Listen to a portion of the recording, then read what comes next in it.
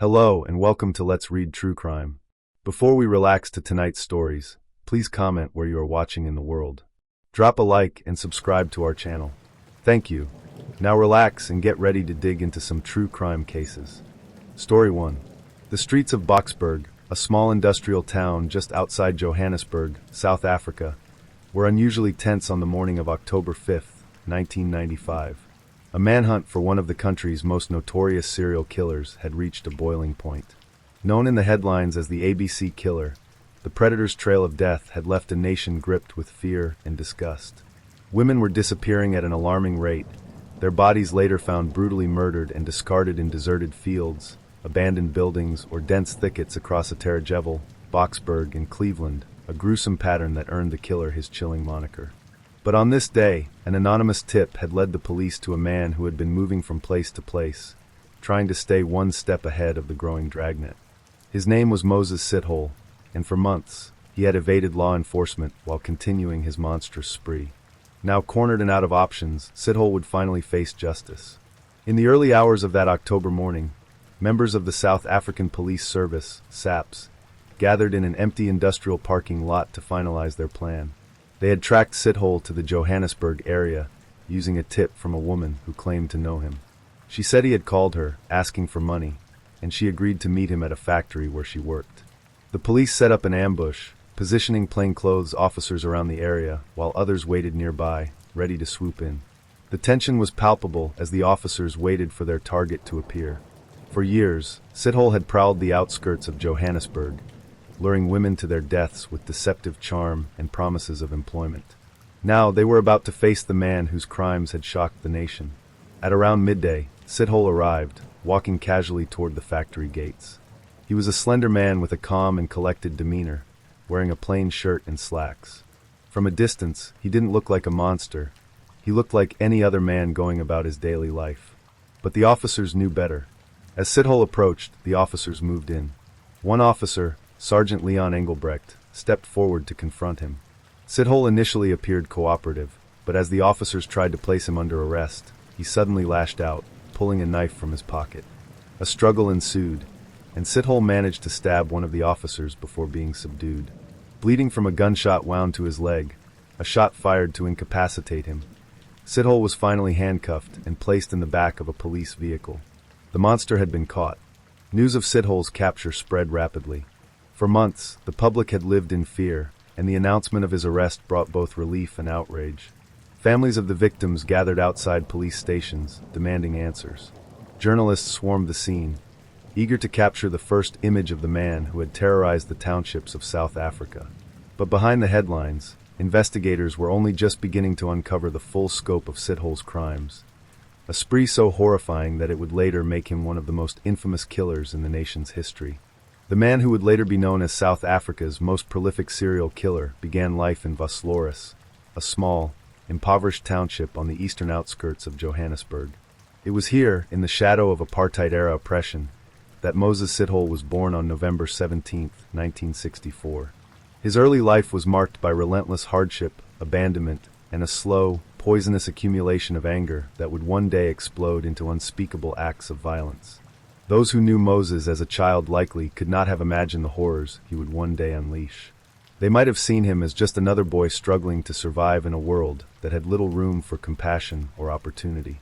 But the seeds of his transformation into the ABC Killer were planted in his youth, in circumstances that would leave deep and permanent scars. Moses Sithole was only 5 years old when his father, Simon Sithole, died suddenly. The loss of the family's primary breadwinner plunged his mother, Sophie Sithole, and her children into desperate poverty. Sophie, overwhelmed and unable to care for her children, made a decision that would haunt Moses for the rest of his life. She abandoned him and his siblings. One day, without warning, Sophie packed up and left, leaving her children to fend for themselves. The children were eventually sent to an orphanage, a place Moses would later describe as a hellish prison. The orphanage, like many institutions during apartheid, was overcrowded, underfunded, and rife with abuse. For Moses, the experience was nothing short of traumatic.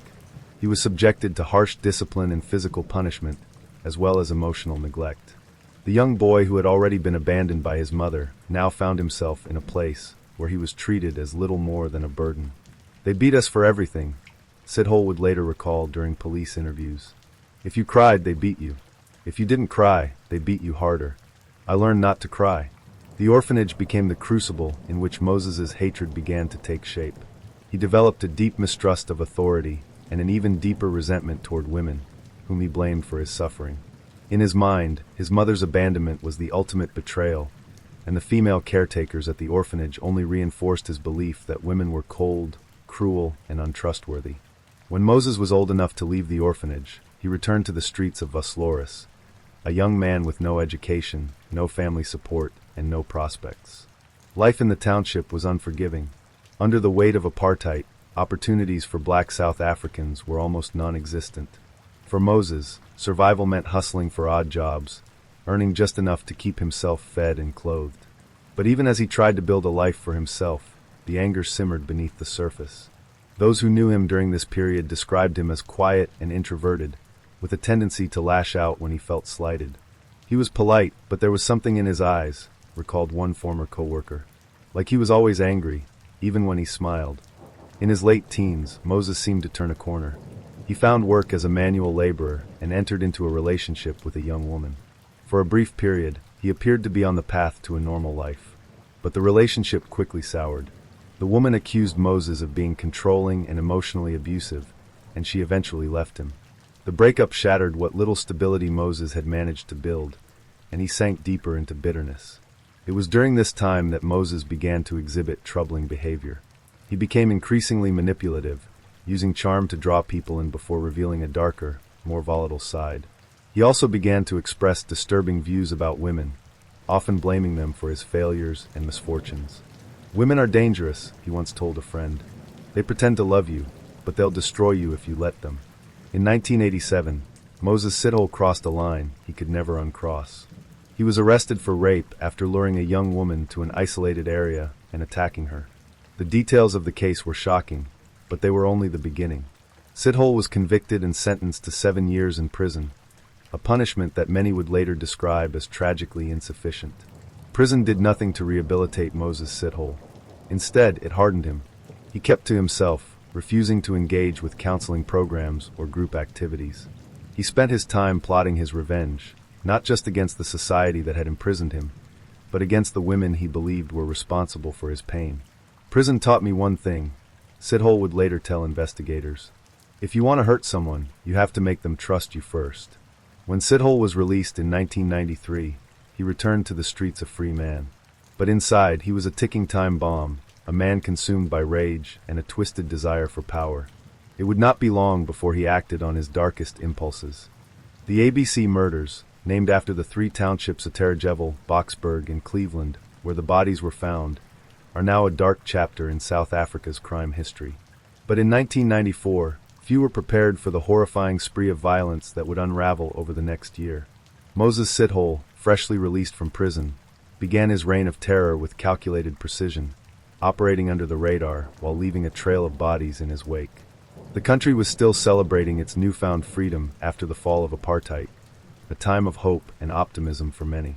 But for Sidhole, it was an opportunity, a chance to exploit the vulnerabilities of a society in transition. He was a wolf in sheep's clothing, hiding behind a mask of politeness and charm, while carrying out some of the most heinous crimes in South African history. Sidhole's method of operation was chillingly effective. He was a predator who understood how to manipulate and exploit his victims' trust. His facade was that of a humble philanthropist, a man who claimed to be helping disadvantaged women find employment. Sidhole posed as the director of a fake organization he called Youth Against Human Abuse, a name that was as ironic as it was horrifying. He used this ploy to approach young, unemployed women, offering them job opportunities that seemed too good to be true. He was polite, well-dressed, and he spoke so kindly, recalled a woman who narrowly escaped Sidhole's clutches. He said he wanted to help me build a better future. I believed him. Sidhole's victims were typically women in their late teens to early 30s, many of whom were single mothers or struggling to make ends meet.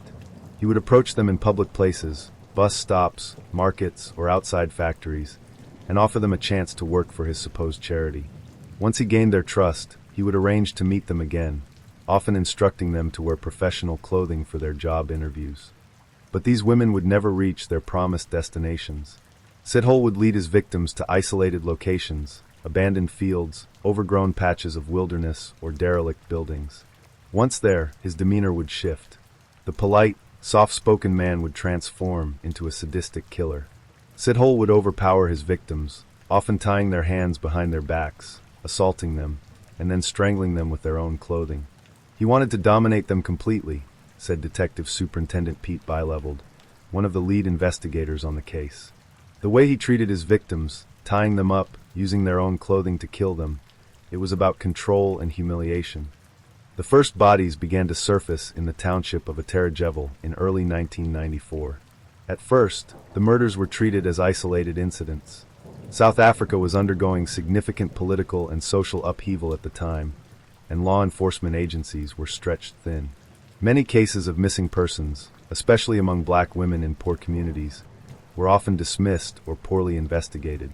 The discovery of 3 bodies within weeks of each other should have raised alarms, but the systemic neglect of crimes in impoverished areas allowed Sithole to continue undetected. The victims were all found in similar conditions, bound, sexually assaulted, and strangled. The killer had left no physical evidence behind, no fingerprints, no witnesses, no clues. It was like he vanished into thin air after every murder, said one frustrated investigator. He left nothing behind except the bodies. As the months went on, the murders escalated. Sithole moved his killing spree to Boksburg, where he began targeting women with chilling frequency. The bodies began to pile up, sometimes just days apart. By the time the murders spread to Cleveland, it was clear that South Africa was dealing with a serial killer, a man who was becoming more confident and more brazen with each attack. The locations where Sithole dumped his victims became known as killing fields, vast, desolate areas that seemed to swallow the women whole. In Boksburg, a particularly grim discovery was made in an overgrown field on the outskirts of town. A group of children playing in the area stumbled upon a partially decomposed body, tied up and hidden beneath a pile of trash. When police arrived to investigate, they found 3 more bodies nearby, all in various stages of decomposition. It was like something out of a nightmare, said one officer who worked the scene. The smell of death was everywhere. You could feel the evil in the air. The Cleveland killing fields were even worse. In one particularly haunting discovery, police found 10 bodies scattered across a dense thicket near an abandoned industrial site. Many of the victims had been there for weeks, their remains barely recognizable. The scene was so gruesome that several officers had to take leave afterward, unable to cope with what they had witnessed. We were pulling bodies out of the ground day after day, recalled Detective Byleveled. It felt like it would never end. Sithole's victims were not random. He targeted women who were vulnerable, alone, and desperate for a better life. Many of them were young mothers trying to provide for their children, or recent high school graduates searching for their first jobs. They were women who trusted too easily, who believed in the promise of a helping hand. The families of the victims were devastated, not only by the loss of their loved ones, but also by the way their cases were handled. Many families reported their daughters missing, only to be dismissed by police. They told me she probably ran away, said Thandai Nkosi, whose 19-year-old daughter was one of Sithole's victims. I told them she would never leave her baby, but they didn't listen. They didn't care. It wasn't until the body count began to rise that law enforcement started to take the murders seriously. By the time the police acknowledged the gravity of the situation, Sithole had claimed dozens of lives. As news of the murders spread, fear gripped the townships of Atarajevel, Boksburg, and Cleveland. Women began traveling in groups, refusing to walk alone. Posters of missing persons were plastered on street corners, and whispers of the ABC killer filled the air. We didn't know who to trust, said one resident. It felt like every man you passed on the street could be him. Sithole, however, thrived in this atmosphere of fear. He continued his spree, seemingly undeterred by the growing panic. He even taunted the police at one point, calling a journalist to boast about his crimes. I've killed more than 20 women, he reportedly said, and I'm not done yet. By late 1995, the South African Police Service, SAPS, had formed a task force to hunt down the ABC killer. The case became a national priority, with detectives working around the clock to identify the man responsible. But Sithole was careful. He left no evidence behind, and his victims were often buried in remote locations where they might never have been found if not for chance. The lack of forensic technology and resources at the time further hampered the investigation. Detective Byleveled, who was brought in to lead the task force, described the hunt for Sithole as one of the most challenging cases of his career. "He was always one step ahead of us," Byleveled said. "He knew how to blend in, how to disappear. He was a chameleon." As the police worked tirelessly to catch him, Sithole seemed to grow more confident. He began killing more frequently, sometimes within days of his last victim. His arrogance was his undoing. In a shocking twist, one of his intended victims managed to escape and provide a detailed description of her attacker. This breakthrough would eventually lead to his capture, but not before Sithole claimed the lives of at least 38 women, making him one of the most prolific serial killers in South African history. By late 1995, the South African Police Service, SAPS, was locked in a race against time. The bodies of young women were being discovered at an alarming rate, scattered across the townships of Atteridgeville, Boksburg, and Cleveland. Despite the horrific frequency of the murders, the killer, now known as the ABC Killer, after the areas where his victims were found, had managed to stay one step ahead of law enforcement. But the momentum of the investigation was about to shift. The SAPS, working under immense public pressure and fueled by their determination to stop the killings, began piecing together a puzzle that would lead them to Moses Sithole. The task of catching the ABC Killer fell to the Investigative Psychology Unit, IPU, of the SAPS, a specialized team led by Detective Superintendent Pete Byleveled, one of South Africa's most respected detectives. Known for his calm demeanor, meticulous attention to detail, and ability to think like the criminals he hunted, Byleveled was brought in after local police efforts had failed to make significant progress. The task force faced several challenges. South Africa in the mid-1990s was still grappling with the transformation from apartheid-era policing, and law enforcement resources were stretched thin. Many of the victims were from marginalized communities, and their disappearances had initially been dismissed or poorly investigated. It wasn't until the body count began to rise that the urgency of the case became undeniable. "We were dealing with a very intelligent and organized killer," Byleveled later said. "He knew how to cover his tracks, and he preyed on women who were unlikely to be reported missing immediately. That gave him time to disappear before we could connect the dots." The first major breakthrough came when investigators began to see a pattern in the way the bodies were discovered. The victims were all young black women, ranging in age from their late teens to early 30s. Most of them had been unemployed at the time of their deaths, making them particularly vulnerable to Sithole's ruse of offering job opportunities. The women were all found in isolated areas, fields, forests, and abandoned buildings, where they had little chance of being seen or heard. The cause of death in nearly every case was strangulation, often using the victim's own clothing, such as belts, stockings, or scarves. Many of the bodies showed signs of sexual assault. In several cases, the victims' hands had been tied behind their backs, a detail that investigators believed was part of Sithole's method of asserting dominance and control. The way the bodies were left, posed, hidden under brush or debris, suggested careful planning. "This wasn't someone who killed in the heat of the moment," said one forensic expert who worked on the case.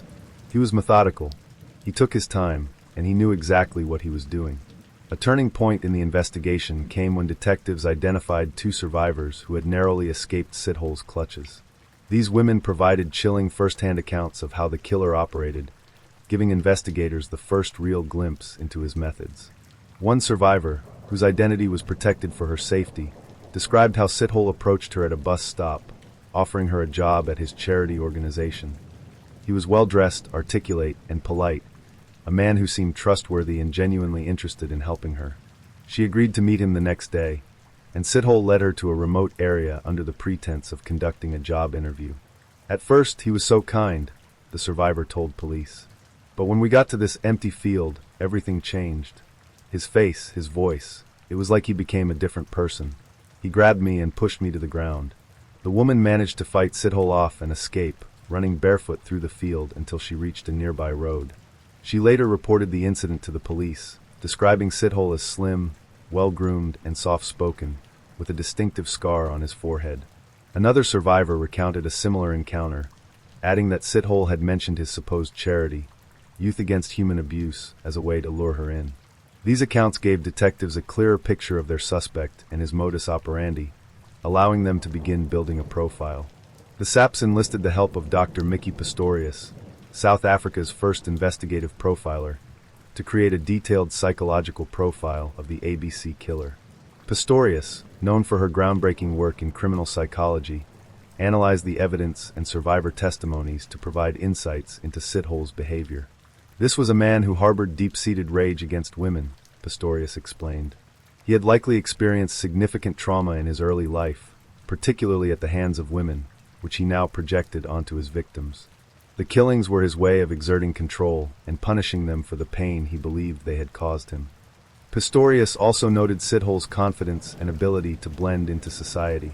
His polite demeanor and professional appearance allowed him to gain the trust of his victims, while his intelligence made him an especially dangerous predator.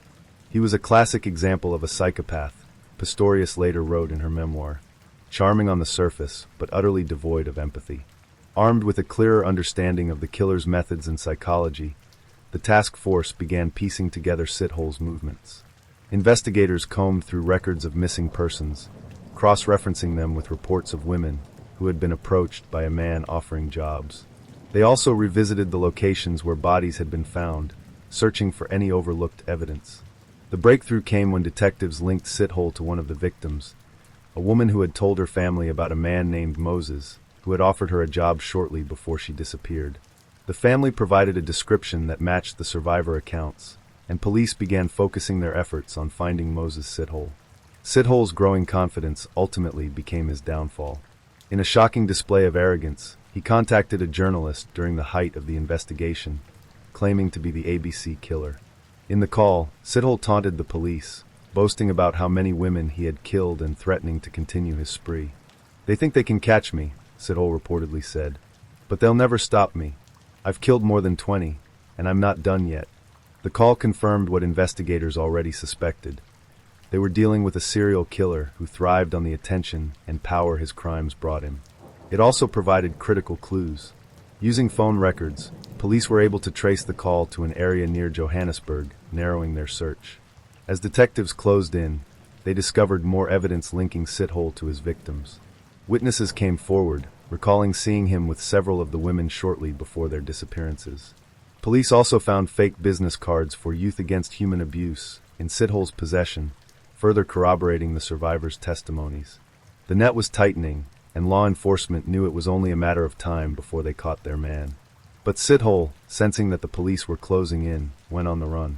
For weeks, he evaded capture, moving between towns and relying on acquaintances who had no idea of the monster in their midst.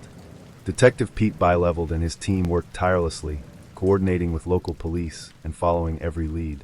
Finally, in October 1995, a tip from a woman who knew Sithole led police to his location in Johannesburg.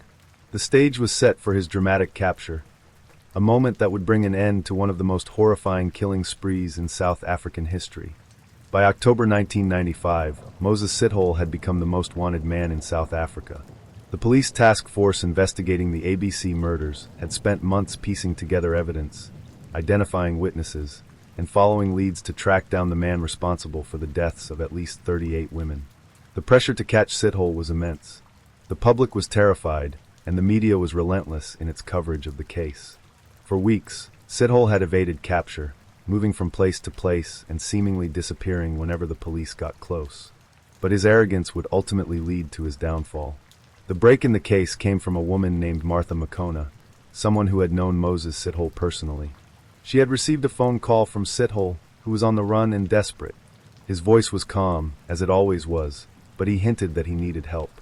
Sithole told her he was in Johannesburg and asked to meet her at a factory where she worked. Makona knew about the ABC killer case from the news, and the description of the suspect, slim, soft-spoken, with a scar on his forehead, matched Sithole perfectly. After the call, she was immediately suspicious. She contacted the police, who advised her to agree to meet Sithole while they set up a trap to catch him. The plan was risky. Sithole was known to be dangerous, and he had already killed dozens of women who trusted him. But Makona's courage in coming forward gave the police their best chance yet to bring him down. On October 5, 1995, members of the South African Police Service, SAPS, gathered near the factory in Johannesburg where Sithole was supposed to meet Makona. The officers, many of them dressed in plain clothes, positioned themselves strategically around the area. They knew Sithole was cunning and would likely sense something was wrong if the location didn't appear normal. The factory yard was quiet, save for the occasional hum of passing cars. The tension among the officers was palpable. They were about to confront a man who had terrorized the nation, and they knew he wouldn't go down without a fight. Shortly before noon, a figure approached the factory gates. It was Sid-Hol. He walked casually, with the same calm demeanor that had allowed him to lure so many victims to their deaths. From a distance, he looked unremarkable, just another man going about his day. But to the officers watching, he was the monster they had been hunting for months. As Sid-Hol neared the gate, Sergeant Leon Engelbrecht stepped forward to confront him. The sergeant called out his name, but Sid-Hol didn't flinch. Instead, he stopped, smiled faintly, and raised his hands as though to surrender. For a moment, it seemed as if he would go quietly. But just as the officers moved in to handcuff him, Sid-Hol lashed out. He pulled a knife from his pocket and lunged at Engelbrecht, slashing the officer across the arm. Chaos erupted. Another officer drew his weapon and fired, hitting Sid-Hol in the leg. The shot brought him down, but even as he bled, he continued to resist, kicking and struggling as the officers piled on top of him to restrain him. Finally, after what felt like an eternity, Sid-Hol was subdued. His hands were cuffed behind his back, and he was loaded into a police vehicle. The man who had terrorized the townships of Atarajevo, Boxburg, and Cleveland was finally in custody. When news of Sid-Hol's capture broke, it sent shockwaves across South Africa. Crowds gathered outside police stations, cheering and chanting as officers brought Sid-Hol in for questioning. Families of the victims wept openly, some with relief that the killer had been caught, others with renewed grief as they were forced to confront the reality of what had happened to their loved ones. "We prayed for this day," said Thandai Nkosi, whose daughter had been one of Sid-Hol's victims. "Now we just want justice. We want to know why he did this." The media descended on Johannesburg, eager to capture every detail of Sid-Hol's arrest. Headlines declared the end of the ABC killer's reign of terror, and journalists speculated about what would come next. But behind the scenes, investigators were only just beginning to unravel the true extent of Sid-Hol's crimes. With Sid-Hol in custody, the SAPs began the painstaking process of linking him to the murders.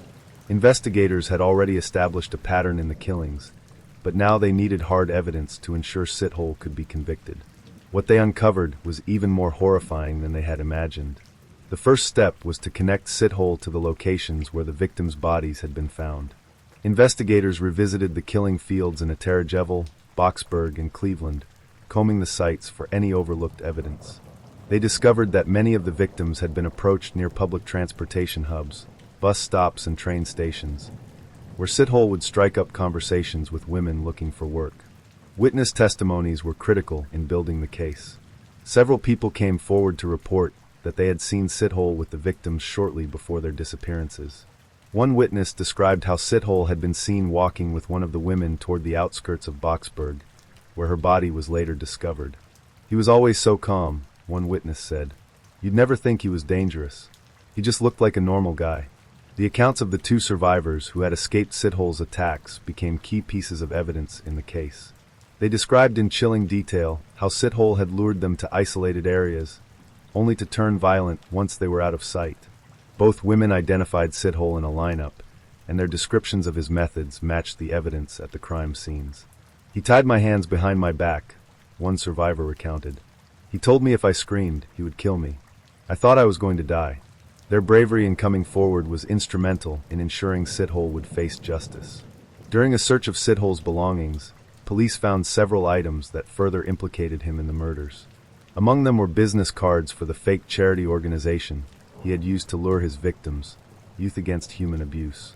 Investigators also found a notebook containing the names of several of his victims, along with dates and cryptic notes that appeared to correspond to the murders.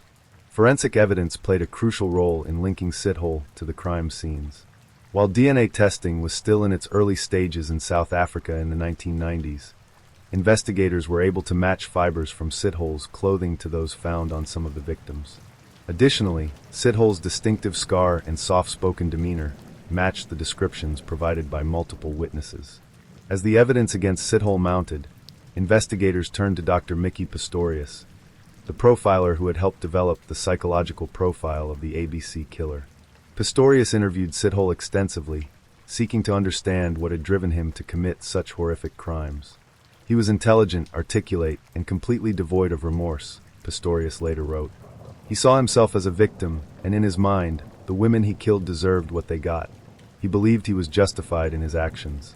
Sithole admitted to killing many of the women, but refused to express regret. Instead, he described the murders in chilling detail, recounting how he had lured, overpowered, and strangled his victims. His calm demeanor during these confessions unnerved even the most seasoned investigators. He spoke about the killings like he was describing a routine chore, said one detective. There was no emotion, no humanity. By the time the investigation was complete, Sithole had been linked to the murders of 38 women and the rape of several more.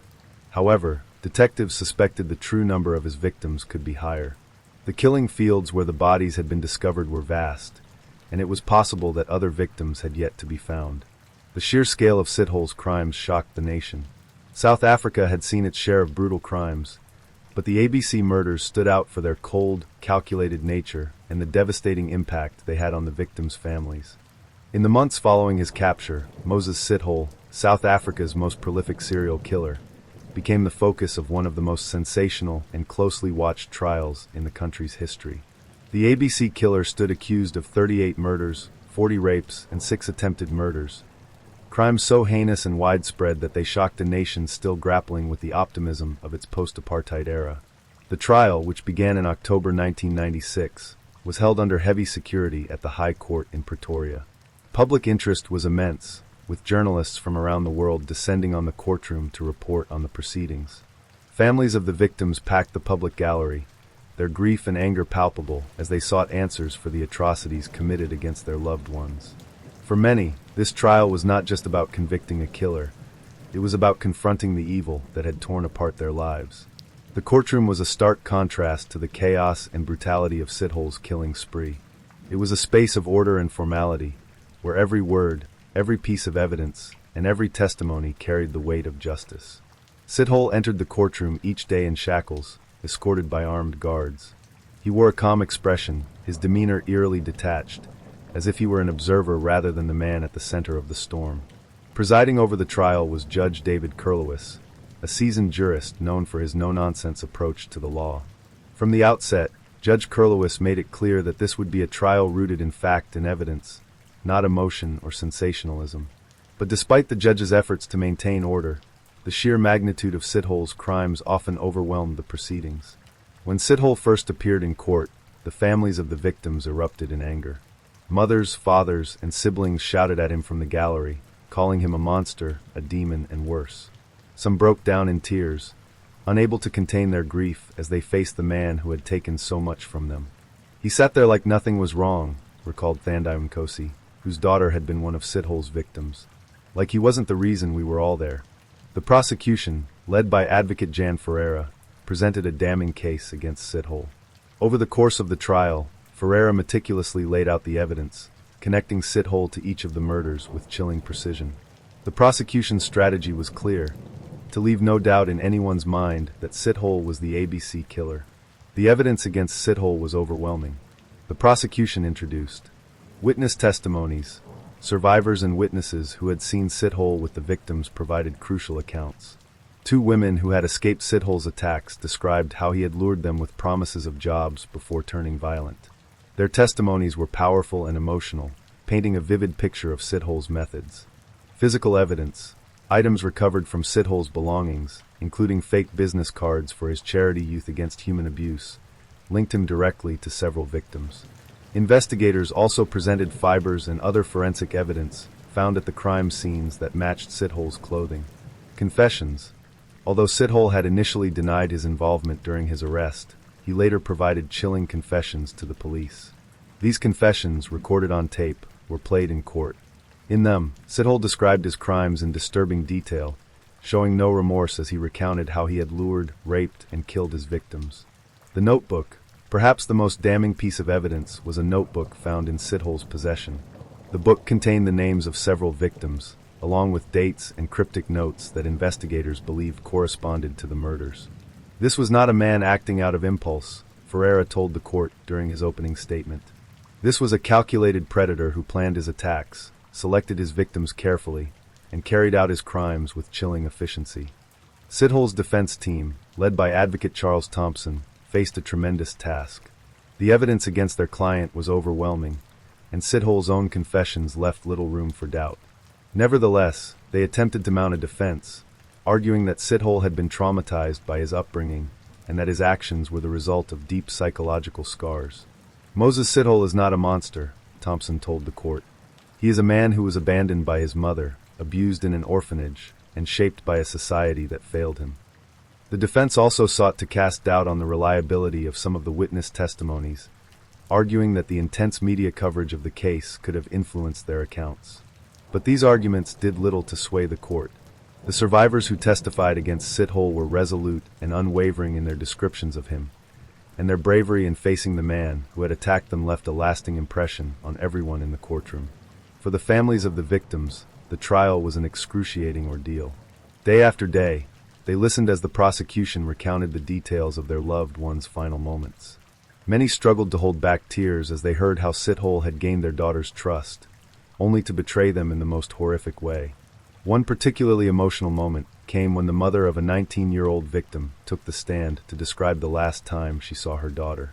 She spoke of how her daughter had been excited about the job opportunity Sithole had promised her, and how she had hugged her goodbye, never imagining it would be the last time. "I trusted him," the mother said through tears. "We all trusted him. That's what makes it so hard." Perhaps the most haunting moments of the trial came when Sithole's taped confessions were played in court. The courtroom fell silent as his voice echoed through the room, calm and matter-of-fact as he described the murders. He spoke about how he would approach his victims, gain their trust, and lead them to isolated locations. He described the acts of violence with no trace of guilt or emotion. "I would tell them we were going to meet someone about the job," Sithole said in one recording. "They trusted me. That made it easy." The lack of remorse in Sithole's voice was chilling. For the families of the victims, hearing him speak about their loved ones as if they were objects was almost too much to bear. Several had to leave the courtroom, overcome with emotion. After months of testimony and deliberation, the trial reached its conclusion in December 1997. Judge Kurlowis delivered his verdict with a tone of finality, addressing Sithole directly. "Moses Sithole, you have committed acts of unimaginable cruelty," Judge Kurlowis said. "You preyed on the most vulnerable members of society, exploiting their trust and robbing them of their lives. Your actions have devastated families and communities, and you have shown no remorse for the pain you have caused. This court finds you guilty on all charges." The courtroom erupted in a mixture of relief and grief. Families of the victims hugged one another, some weeping openly, while others cheered at the announcement of Sithole's guilt. On December 5, 1997, Moses Sithole was sentenced to 2,410 years in prison, with no possibility of parole for at least 930 years. It was the longest sentence in South African history, reflecting the enormity of his crimes. Sithole sat silently as the sentence was read, showing no emotion.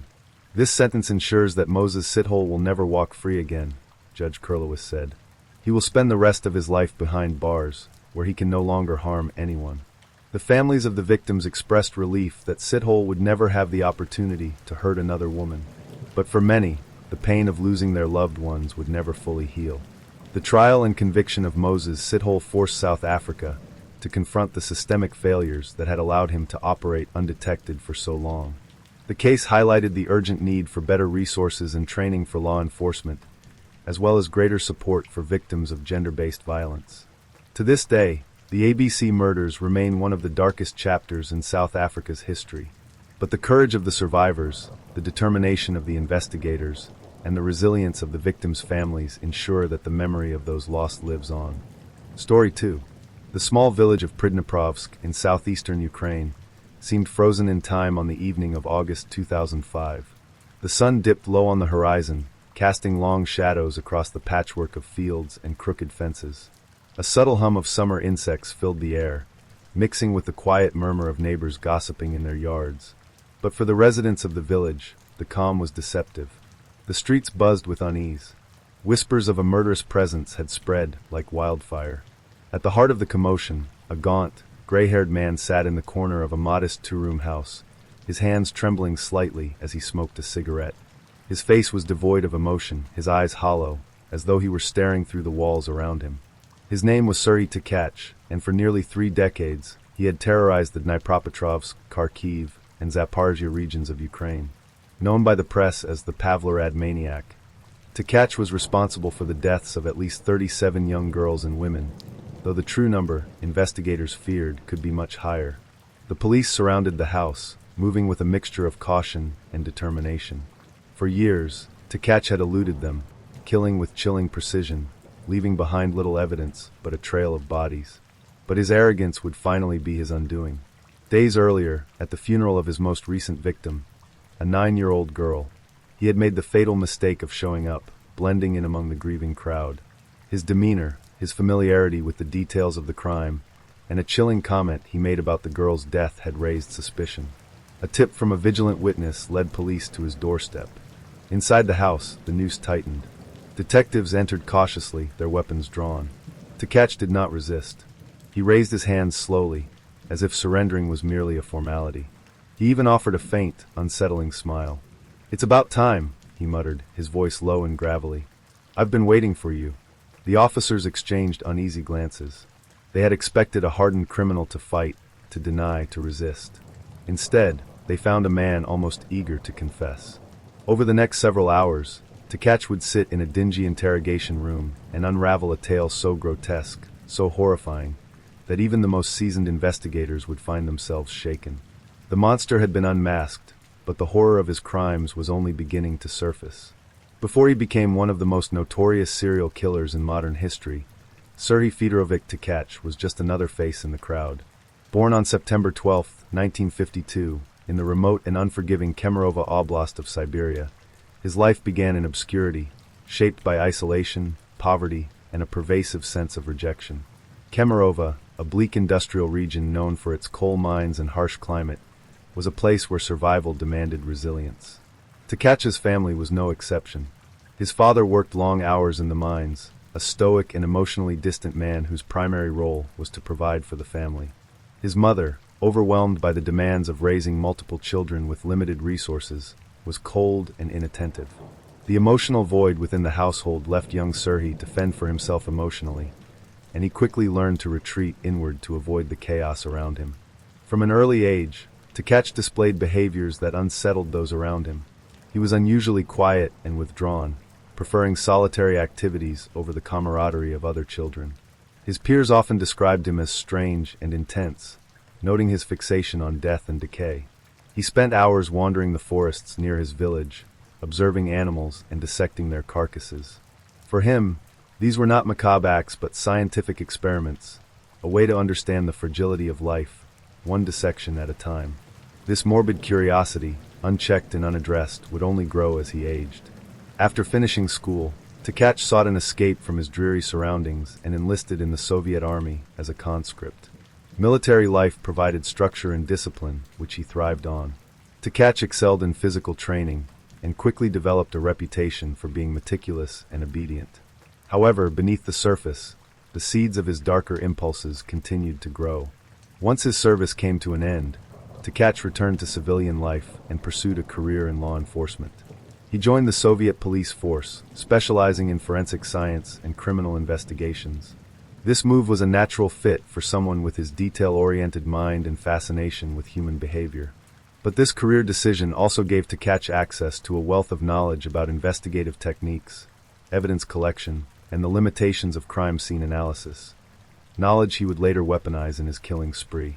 Tkach's colleagues, however, found him unsettling. While his work ethic was admired, his demeanor was cold and aloof.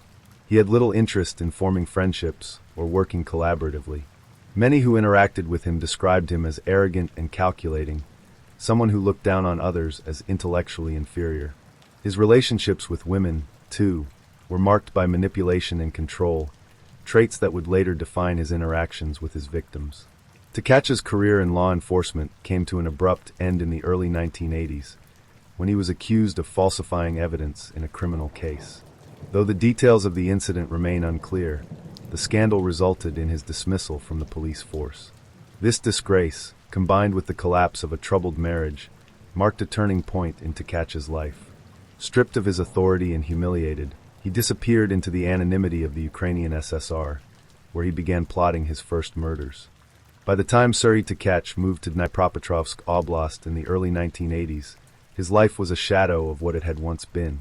Unemployed, divorced, and harboring a deep resentment toward society, Tkach disappeared into the industrial heartlands of Ukraine. The region, with its sprawling factories, dense forests, and isolated villages, provided the perfect hunting ground for a man like him, a predator hiding in plain sight. Tkach's first known victim was a 10-year-old girl, whose body was discovered in a wooded area near her village in 1984. She had been strangled, and her body bore signs of sexual assault. The crime shocked the local community, but investigators were unable to find any leads. There were no witnesses, no physical evidence, and no clear motive.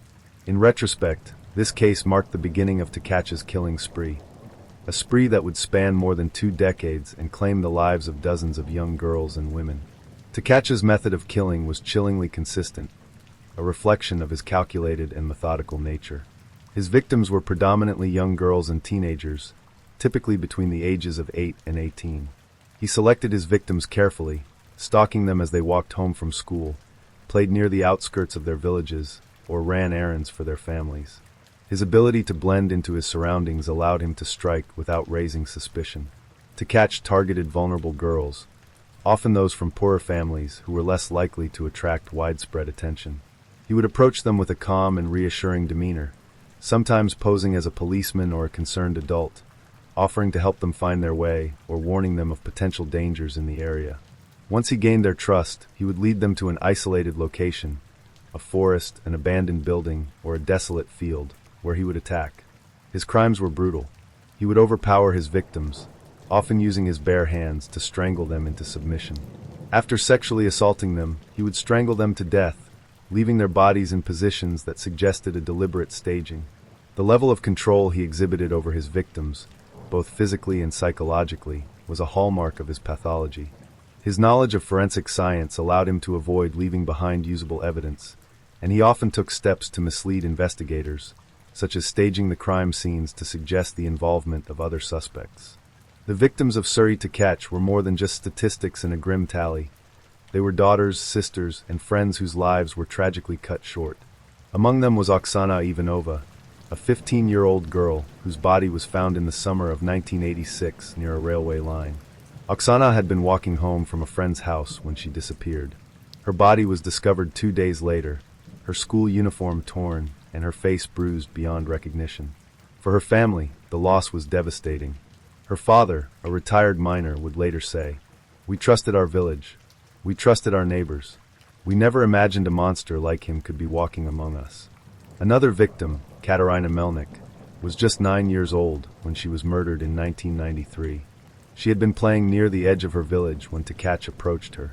Her body was found in a shallow grave weeks later, her hair still tied with the pink ribbons her mother had fastened that morning. Forensic experts noted the precision with which Tkach had committed the crime, leaving no fingerprints or DNA at the scene. But Tkach's most chilling habit was his tendency to attend the funerals of his victims. He would stand among the grieving families, watching as they mourned, sometimes offering his condolences. In one particularly grotesque instance, he approached the mother of a 14-year-old girl he had murdered and told her, "She was an angel. I'm sure she's in a better place now." This brazen behavior not only allowed him to deflect suspicion, but also fed his sadistic need for control and power over the lives he had destroyed. By the late 1990s, the body count had risen alarmingly. Local police forces were overwhelmed, unable to keep up with the sheer number of disappearances and murders. The press began referring to the killer as the Beast of Pavlorad and the Pavlorad Maniac, though the true scope of his crimes extended far beyond that region. The investigation was further complicated by the lack of coordination between police departments in different oblasts, as well as the misidentification and arrest of innocent men for crimes Tkach had committed. Law enforcement's errors only emboldened Tkach. He reveled in the chaos he created, taking perverse pleasure in the wrongful convictions of others. By the time he was finally apprehended in 2005, Tkach had claimed at least 37 confirmed victims, though investigators believe the true number could be closer to 100. By the early 2000s, the regions of Dnipropetrovsk, Zaporizhzhia, and Kharkiv in Ukraine were gripped by fear. The string of murders stretching back to the mid-1980s had left dozens of young girls and teenagers dead, their bodies discarded like trash in forests and fields.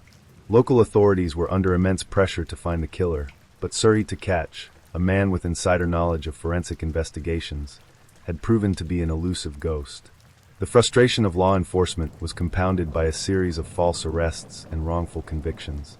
Desperate to show progress, the police had coerced confessions from innocent men, many of whom were convicted and sentenced to long prison terms. One man was even executed for a murder committed by Tkach.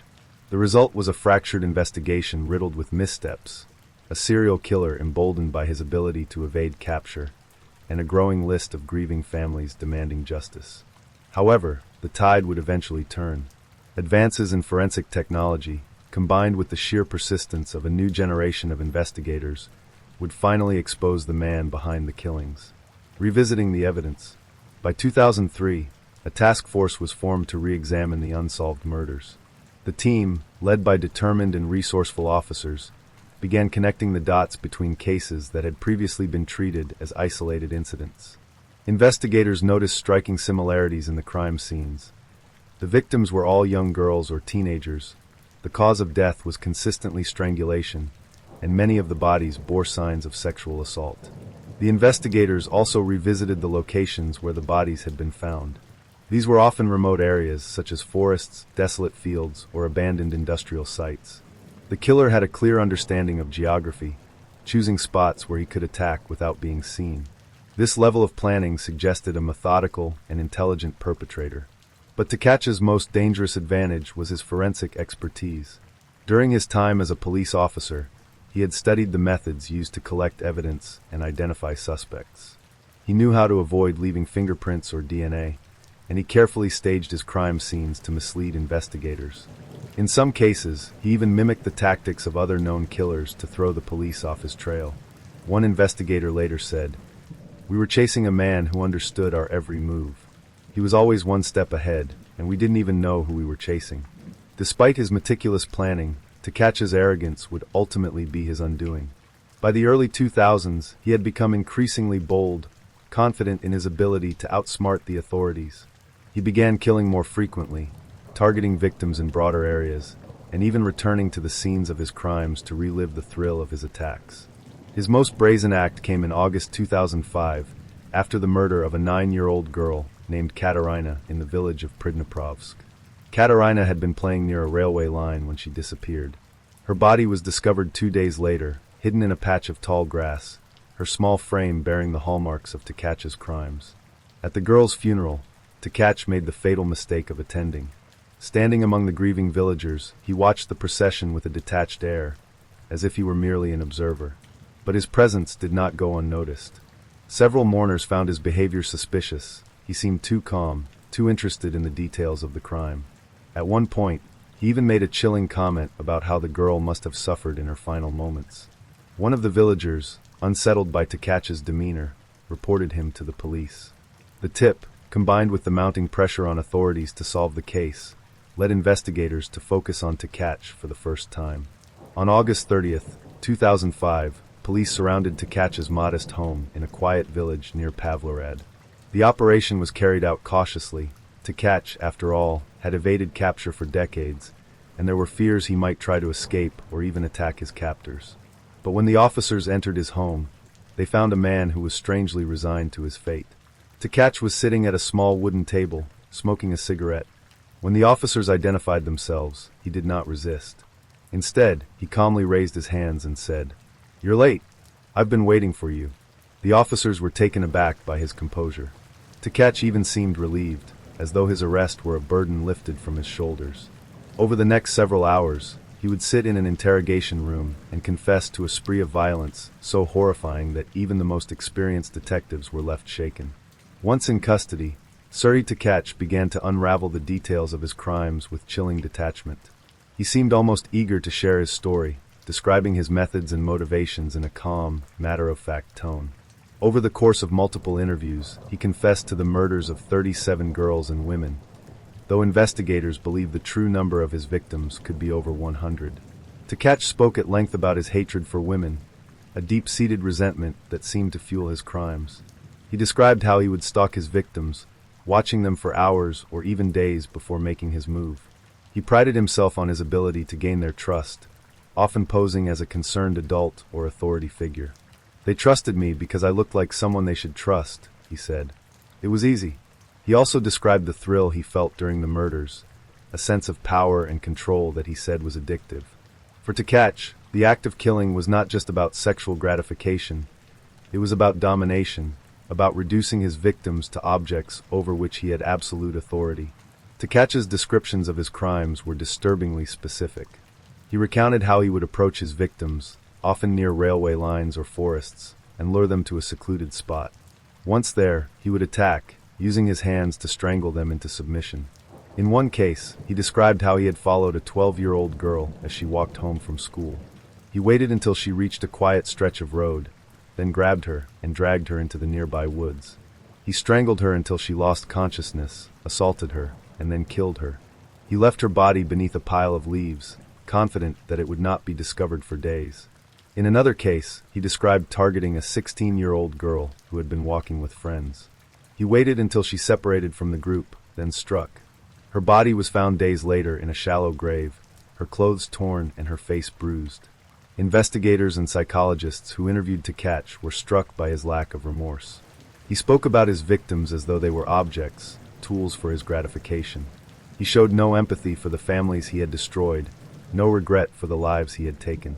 "I don't feel anything for them," he told one psychologist. "They were just there. They were in my way." The enormity of Tkach's crimes sent shockwaves across Ukraine. For decades, he had operated with impunity, exploiting the flaws in the justice system and the vulnerabilities of his victims. His arrest marked the end of a reign of terror, but it also raised haunting questions. How had he managed to evade capture for so long? And how many innocent lives had been destroyed as a result of his actions? The arrest of Yuri Tkach in late 2005 marked the beginning of one of Ukraine's most infamous trials. As news of his confession spread, the country was engulfed in a mix of shock, grief, and outrage. For decades, the families of his victims had lived with unanswered questions. Now they would finally face the man who had stolen their daughters, sisters, and loved ones. But the forthcoming trial would not only expose the horrifying details of Tkach's crimes, it would also reveal the systemic failures that allowed him to evade capture for over 2 decades. The trial began in 2008 at the Dnipropetrovsk Regional Court. It was a spectacle of both horror and grim fascination, with journalists, grieving families, and curious onlookers packing the courtroom. Over the course of several months, Tkach's crimes were laid bare, and his icy demeanor and lack of remorse would send shivers through everyone present. When Tkach first appeared in court, he was unrecognizable as the confident and arrogant predator who had taunted investigators for years. At 56 years old, his hair had turned gray, and his face was gaunt and pale. He walked with a slight limp, partly due to age and partly due to his arrest, during which he had been subdued forcefully. But what unnerved those in the courtroom the most were his eyes, cold, unfeeling, and devoid of humanity. Throughout the trial, Tkach remained eerily calm. He showed no emotion as the prosecution detailed his crimes, nor did he react when the families of his victims wept openly in the courtroom. Occasionally, he would smirk or mutter under his breath, but for the most part, he sat silently, as though the trial were a mundane formality. He didn't look like a monster, one observer later said, but when you looked into his eyes, you saw something terrifying, a complete absence of empathy. The prosecution's case. The prosecution team, led by senior prosecutor Alexander Zhuravel, presented a chilling and meticulously detailed case against Tkach. Over the course of the trial, they outlined the full extent of his crimes, relying on Tkach's own confessions, forensic evidence, and testimony from witnesses and survivors. The victims. The prosecution detailed the identities and ages of Tkach's confirmed victims, 37 in total, though Tkach himself claimed the number was closer to 100. Many of them were girls between the ages of 8 and 18, targeted while walking home from school, playing near railway tracks, or running errands for their families. The descriptions of their final moments were harrowing, leaving the courtroom in stunned silence. The methodology. Prosecutor Zhuravel explained how Tkach used his knowledge of forensic science to avoid detection. He deliberately chose isolated locations, left no fingerprints or DNA, and staged crime scenes to mislead investigators. In some cases, he even misdirected authorities by imitating the methods of other known criminals. The confessions. Tkach's own words became the cornerstone of the prosecution's case. In chilling detail, he had described how he stalked his victims, gained their trust, and lured them to their deaths. These confessions were played in court, leaving attendees visibly shaken. One mother of a victim reportedly fainted as Tkach described the murder of her daughter in a detached, almost clinical tone. The forensic evidence, advances in DNA technology, combined with Tkach's confessions, allowed investigators to confirm his involvement in multiple murders.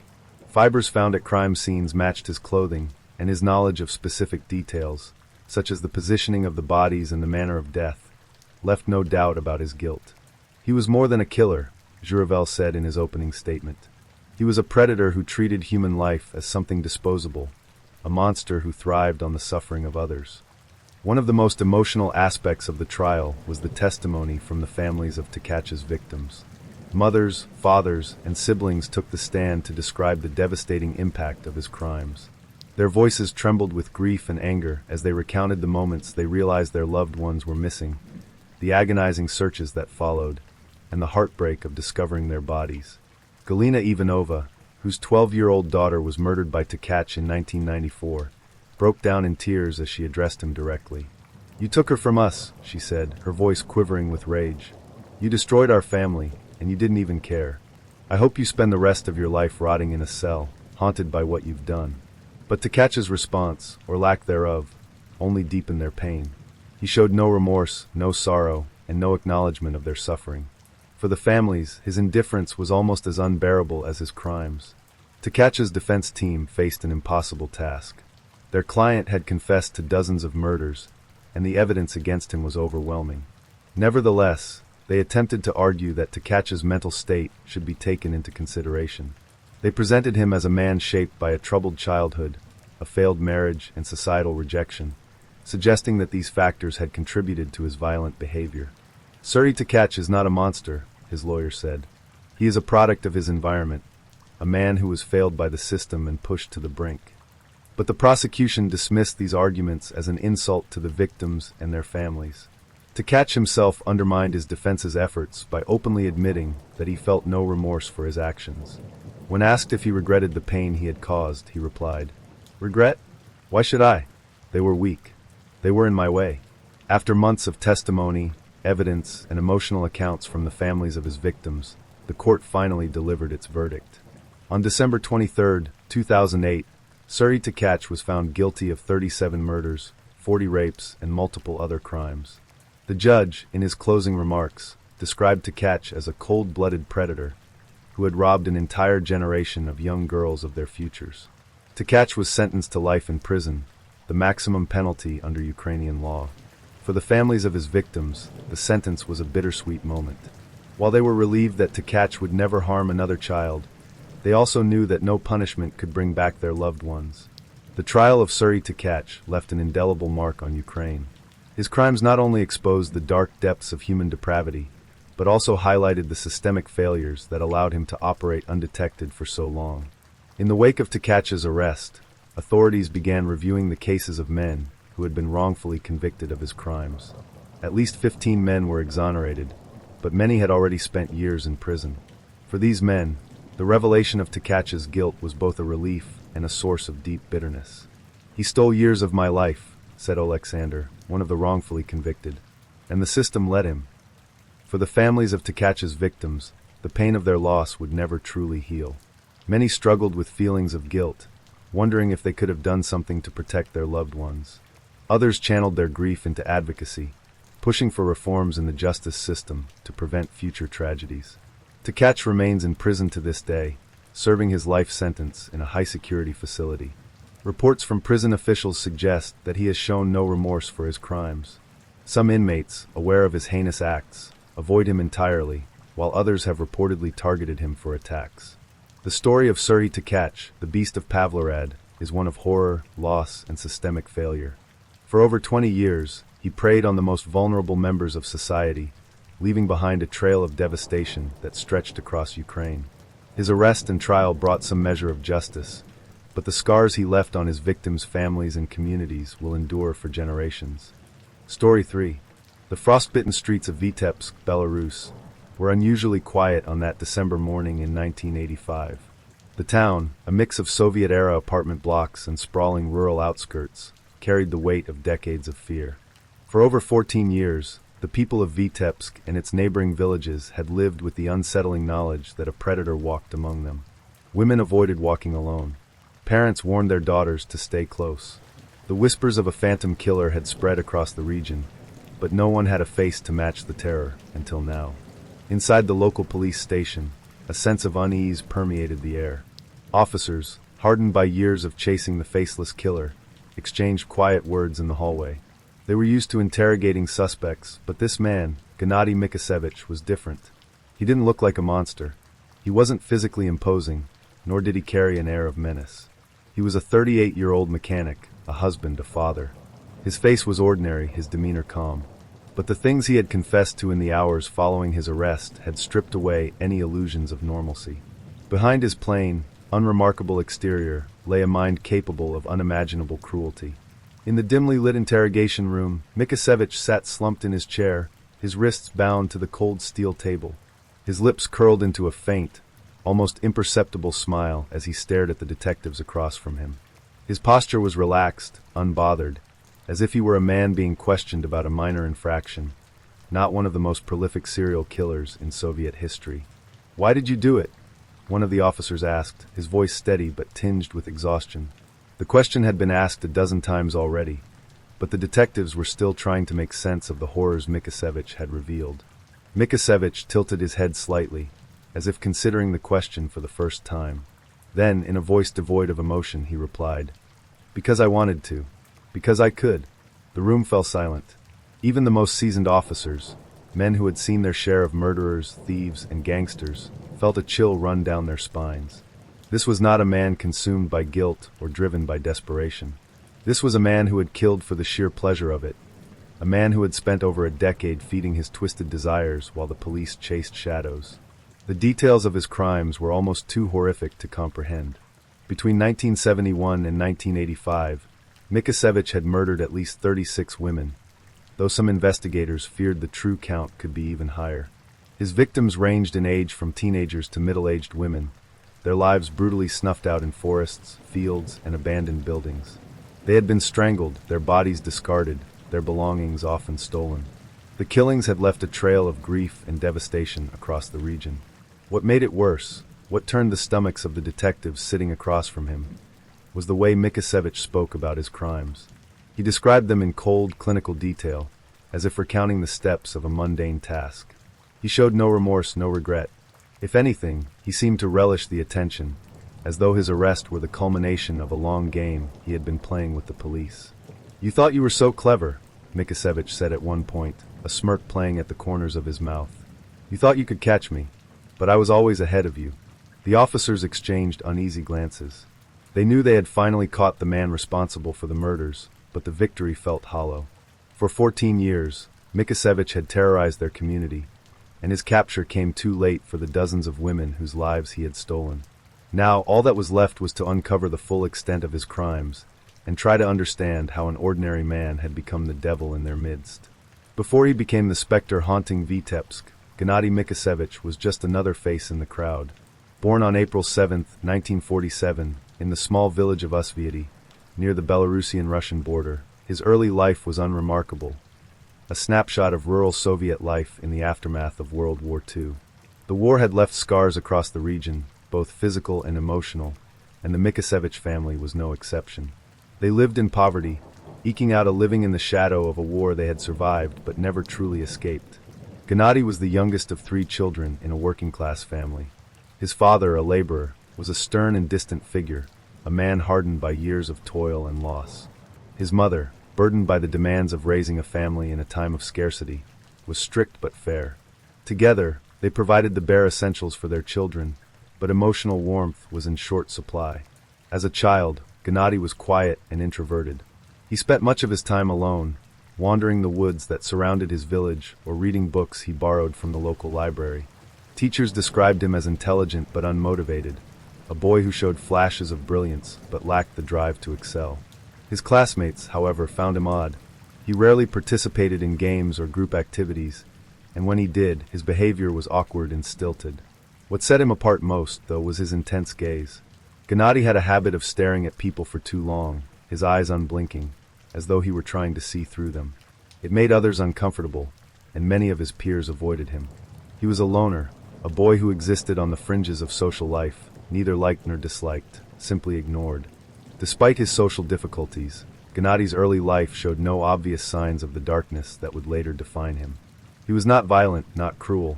If anything, he was unremarkable, a boy whose quiet demeanor made him easy to overlook. But beneath the surface, there were hints of the resentment and anger that would later consume him. The turning point in Mikasevich's life came in his late teens, when he fell in love for the first time. Her name was Tatiana, a bright and lively girl from a neighboring village. For a time, their relationship seemed to give Gennady a sense of purpose. He was deeply infatuated with her, and he began to imagine a future where they would marry, build a home, and start a family. But Tatiana did not share his vision. After a few months, she ended the relationship, citing Gennady's strange, possessive behavior. The breakup devastated him. It was more than just heartbreak. It was a blow to his fragile sense of self-worth.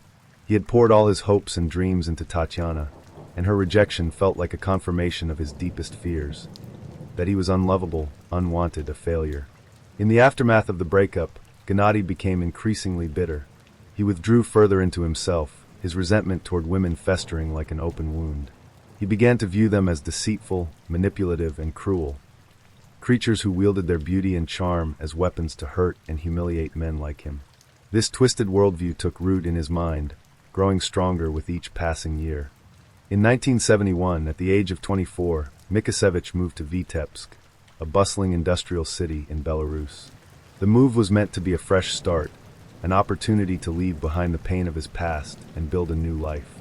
He found work as a mechanic at a local factory and rented a small apartment in the city. To his neighbors and co-workers, he seemed like an ordinary young man, quiet, polite, and unremarkable. But the move did not ease his bitterness. If anything, it deepened his isolation. In the anonymity of the city, Gennady felt invisible, a nobody in a sea of faces. The resentment that had taken root after his breakup with Tatiana now blossomed into something far darker. He began to fantasize about revenge, not against Tatiana specifically, but against women as a whole. In his mind, they had wronged him, and he was determined to make them pay. The first stirrings of violence came in his fantasies. Gennady imagined himself as a powerful figure, someone who could dominate and control the women who had once ignored or rejected him. These fantasies gave him a sense of power, a feeling of control that had always eluded him in real life. But fantasies were not enough. Soon, Gennady began to crave the real thing. In the fall of 1971, shortly after moving to Vitebsk, he committed his first murder. It was an impulsive act, born of rage and frustration, but it would set the stage for the killing spree that would follow. The quiet boy from Usvidi had become a killer, and he would not stop for another 14 years. The year was 1971, and Gennady Mikasevich had just moved to Vitebsk. For most, it was a city of opportunity, a place where a young man could build a future. But for Mikasevich, it became a stage where his dark fantasies would begin to take shape. The first murder was not meticulously planned. It was an act of impulse, of rage, of something primal bubbling to the surface after years of repression. It began on a cold, moonless evening in September 1971, as Mikasevich made his way home from the factory where he worked as a mechanic. He was walking along a poorly lit road on the outskirts of the city when he saw her. A young woman, no older than 20, walking alone. She was wearing a light coat, her pace brisk, her head bowed against the cool night air. To most, she would have been just another passerby, but to Mikasevich, she was an opportunity. His mind raced, his heart pounding in his chest.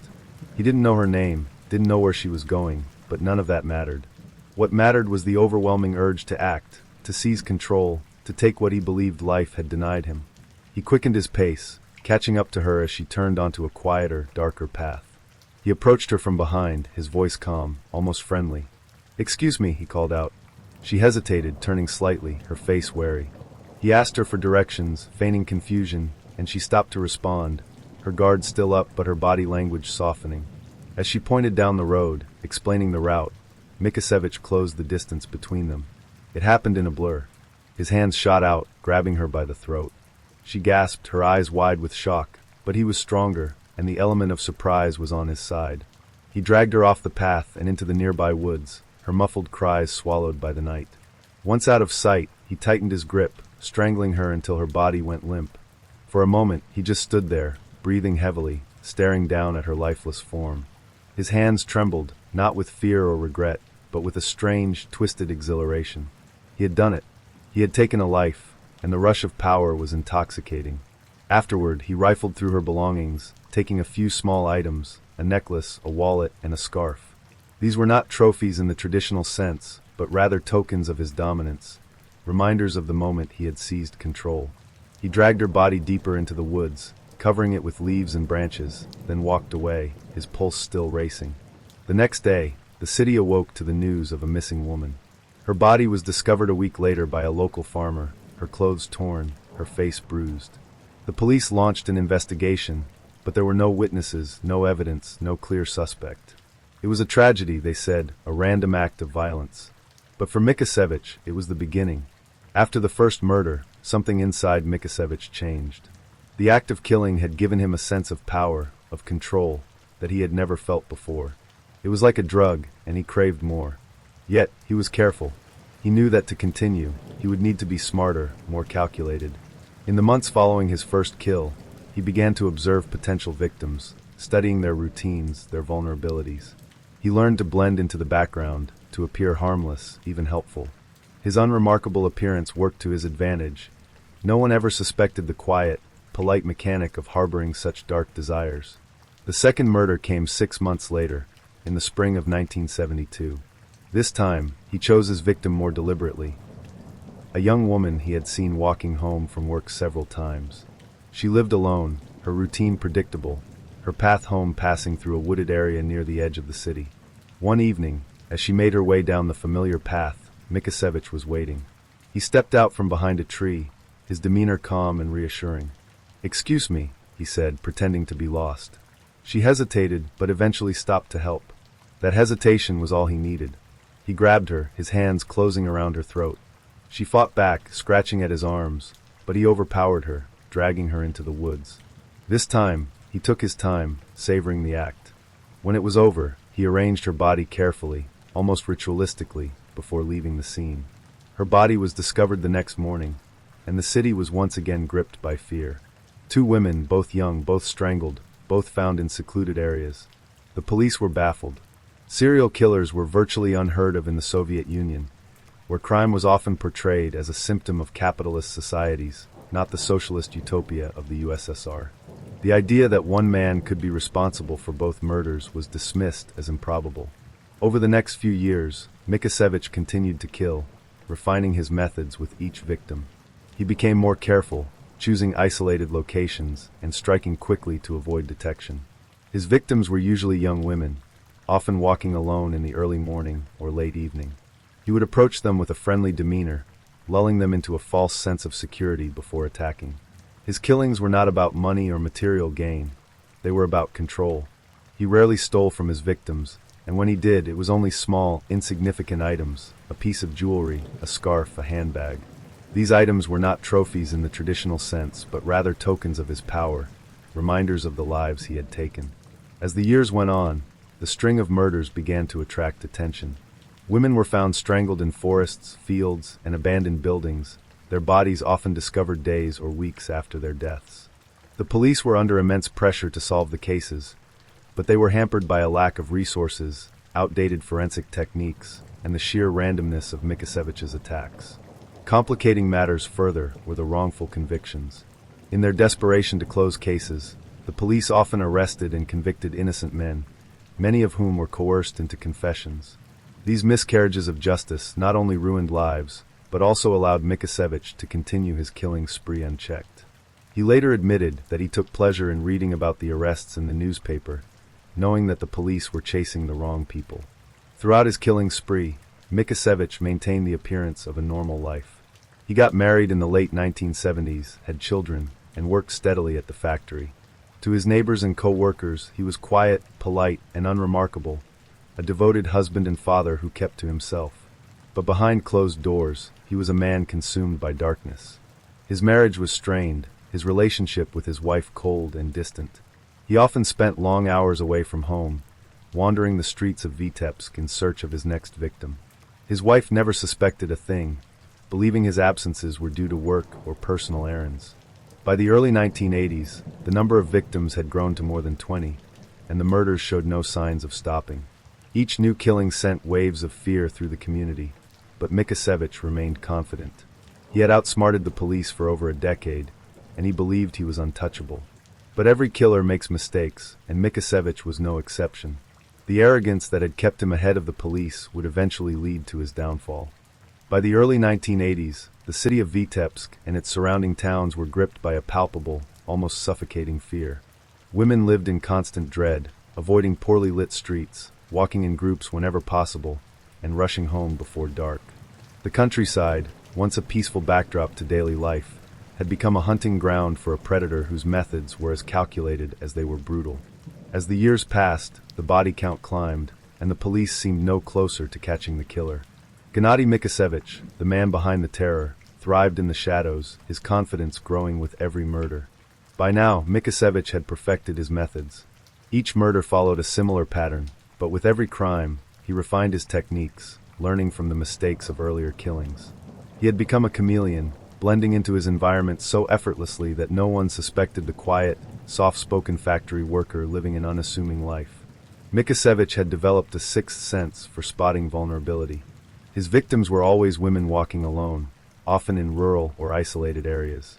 He observed their routines, noting their habits and behaviors, and waited for the perfect moment to strike. He used his calm demeanor and non-threatening presence to gain their trust, sometimes posing as a helpful passerby offering directions or assistance. Once he had lured them into a quiet, secluded area, his mask of civility dropped, and the predator emerged. His weapon of choice was often the victim's own clothing, a scarf, a belt, or a piece of fabric ripped from their attire. He favored strangulation, a method that allowed him to feel the life drain from his victims, to physically dominate them in their final moments. Mikasevich would later describe this act with chilling detachment, calling it the moment of ultimate control. After the murders, he would take small personal items, jewelry, handbags, or other trinkets, not as trophies, but as mementos of his dominance. The Soviet police were ill-equipped to handle the scope and complexity of Mikasevich's killing spree. Serial killings were nearly unheard of in the USSR, where the government preferred to portray violent crime as a symptom of Western capitalist societies. The very existence of a serial killer was an uncomfortable contradiction to the state's ideology, and local authorities were under immense pressure to solve the murders quickly. As the years passed and the bodies continued to mount, the investigations became increasingly fragmented. Each murder was treated as an isolated incident, and there was little coordination between police departments in neighboring towns and villages. The lack of advanced forensic techniques only compounded the problem. DNA analysis was decades away, and the police relied heavily on circumstantial evidence, witness statements, and tragically coerced confessions. In their desperation to close cases, investigators resorted to arresting and convicting innocent men. At least 14 men were wrongfully imprisoned for murders committed by Mikasevich, and one man was even executed. These miscarriages of justice not only destroyed lives, but also allowed Mikasevich to operate with impunity, emboldened by the knowledge that the police were chasing the wrong suspects. For Mikasevich, the wrongful convictions were a source of amusement. He followed the news closely, reading reports of the arrests and trials with a twisted sense of satisfaction.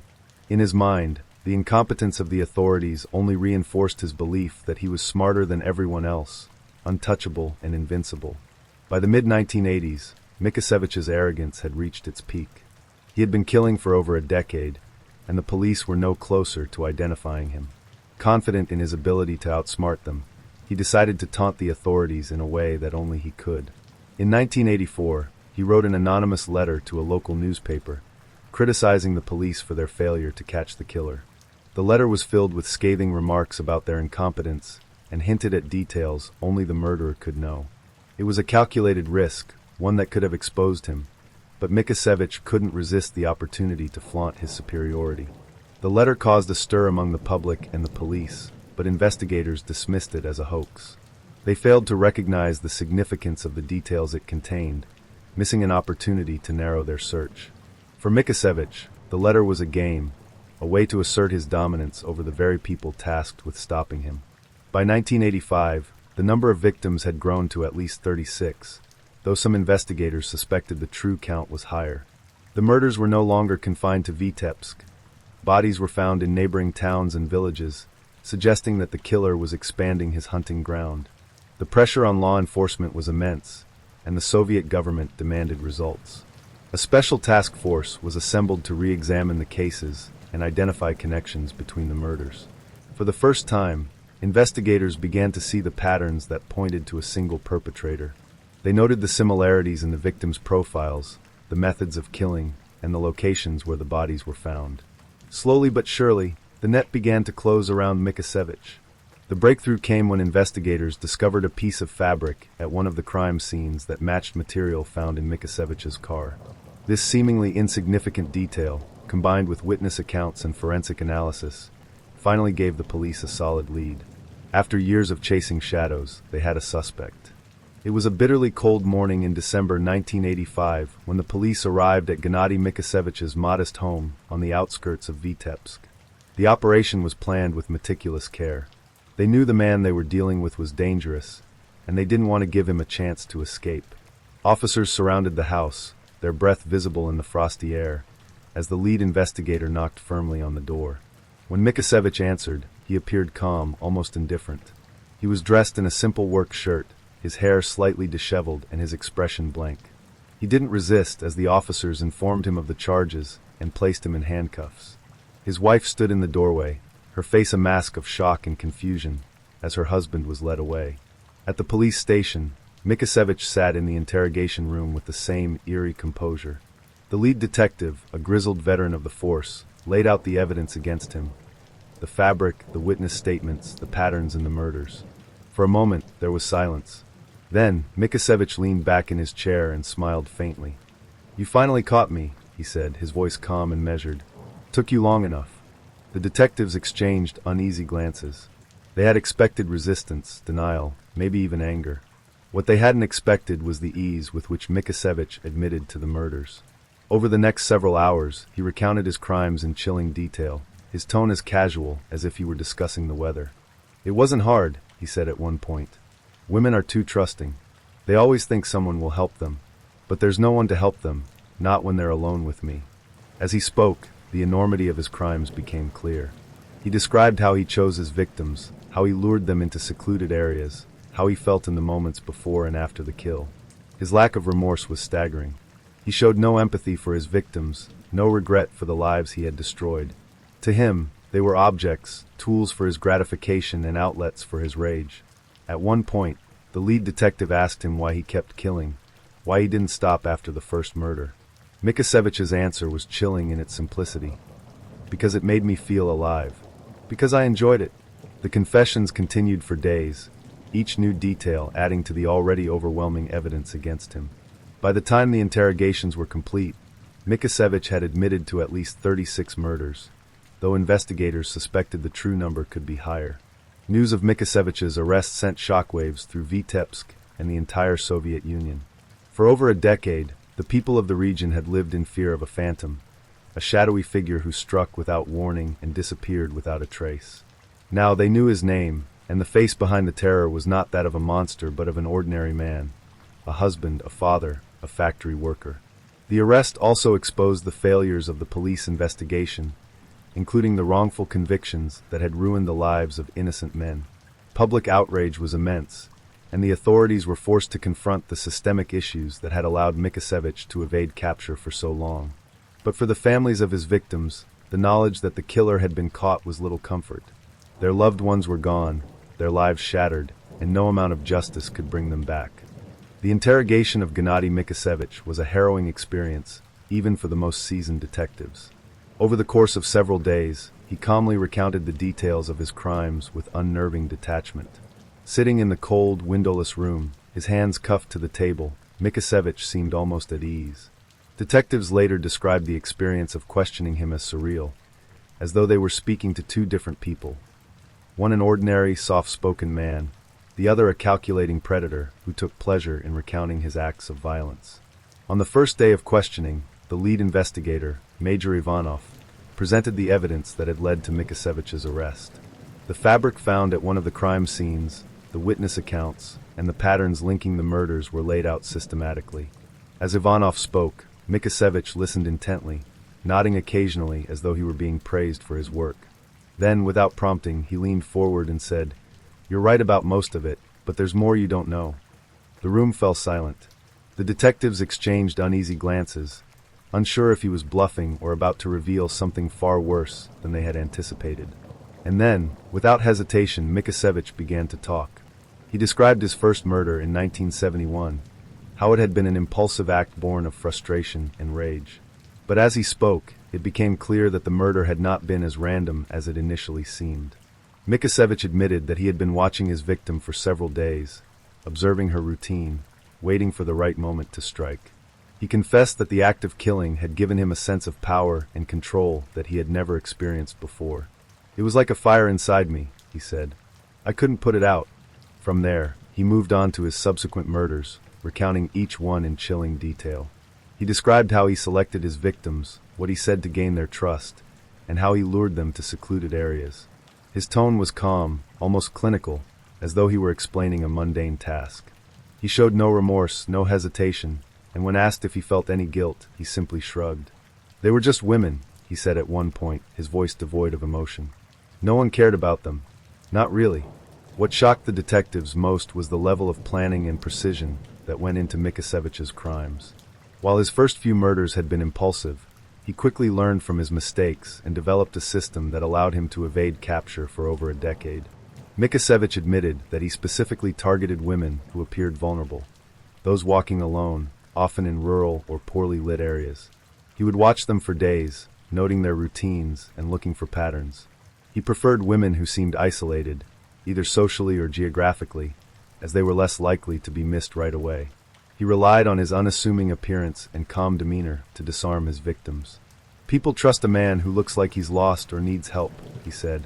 He would often ask for directions or offer to escort women home, pretending to be a kind stranger. Once he had gained their trust, he would lead them to a secluded area. Mikasevich described the act of killing with a disturbing level of detail. He preferred strangulation because it was quiet and allowed him to feel the physical act of taking a life. "It was personal," he explained. "I wanted to feel it. Guns or knives are too quick, too easy." Unlike many serial killers, Mikasevich did not keep trophies in the traditional sense. While he occasionally took small items from his victims, these were more practical than sentimental: money, jewelry, or clothing that could be sold or discarded. His primary motivation was not to collect mementos, but to relive the act in his mind. "I didn't need objects," he said. "The memories were enough." One of the most damning aspects of Mikasevich's confessions was his knowledge of the wrongful convictions that had occurred during his killing spree. He admitted to reading about the arrests in the newspapers and even attending the trials of some of the men who had been accused of his crimes. "It was funny in a way," he said, smirking. "They thought they had the killer, but they were so far off.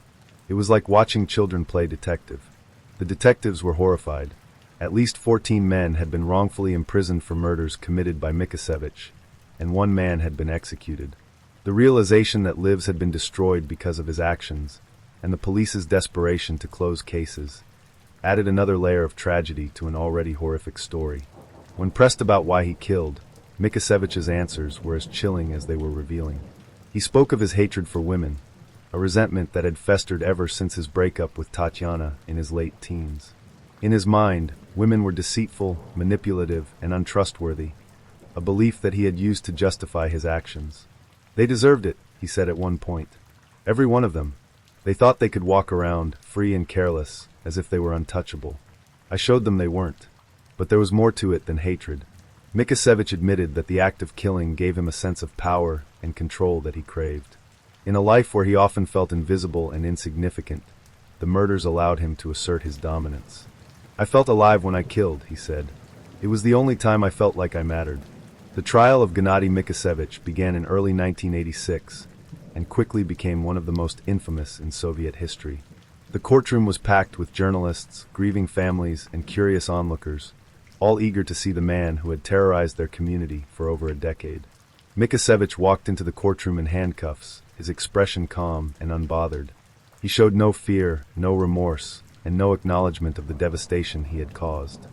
For many, this lack of emotion was the most unsettling aspect of the trial. He sat quietly as the prosecutor read out the charges: 36 counts of murder, multiple counts of theft, and other related crimes. The list was so long that it took over an hour to read in its entirety. The prosecution's case was airtight. They presented forensic evidence linking Mikasevich to multiple crime scenes, including the piece of fabric found in his car. Witnesses testified about seeing him near the locations where the bodies were discovered, and his own confessions, recorded during the interrogations, left no doubt about his guilt. Mikasevich's defense team faced an impossible task. Their client had confessed to the murders in excruciating detail, and the evidence against him was overwhelming. They attempted to argue that he was mentally ill, that his actions were the result of a troubled childhood and a deep-seated psychological disorder. But Mikasevich himself undermined their efforts. When asked if he felt remorse for his actions, he replied, "No. Why should I? They were just women. No one cared about them before, and no one cares about them now." After weeks of testimony and evidence, the court delivered its verdict: guilty on all counts. Mikasevich was sentenced to death by execution, the maximum penalty under Soviet law. As the judge read out the sentence, there was a collective sigh of relief in the courtroom. Justice, though delayed, had finally been served. But for the families of his victims, the sentence was little comfort. Their daughters, sisters, and wives were gone, their lives stolen by a man who showed no remorse, no regret. Story 4. The narrow, labyrinthine streets of the Mela, the Jewish quarter in Marrakesh, were alive with chaos that summer evening in 1906. The stifling heat hung heavy in the air, mingling with the acrid scent of sweat and fear. Outside the modest home of Haj Mohammed Mesfui, a growing crowd of locals and officers jostled for space, their voices rising in panic and outrage. The rumors had spread like wildfire. Bodies had been discovered, buried beneath the very shop where Mesfui had run his modest shoe repair business for years. Inside the dimly lit cellar, the air was thick with the smell of earth, decay, and something far more sinister. The police officers, their faces pale and their hands trembling, paused as they unearthed yet another shallow grave. The flickering glow of their lanterns illuminated the grisly scene: bones, scraps of clothing, and the unmistakable outlines of human remains. The silence was broken only by the occasional murmured prayer or the sound of shovels slicing into the dirt. At the center of it all stood Haj Mohammed Mesfui, shackled and flanked by 2 officers. His once pristine white jalaba was smeared with grime, his face ashen but eerily calm.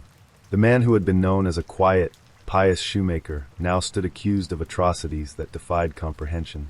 One of the officers, a grizzled veteran of the Marrakesh police force, leaned in close, his voice low and trembling with barely contained rage. "How many?" he demanded. "How many women have you buried here?" Mesfui's lips twitched, almost as if he were amused. He spoke softly, his voice barely audible over the murmurs of the crowd above. "Only Allah knows," he said, his tone devoid of remorse. The officer's fist clenched, but before he could act, another officer pulled him back. There would be time for anger later.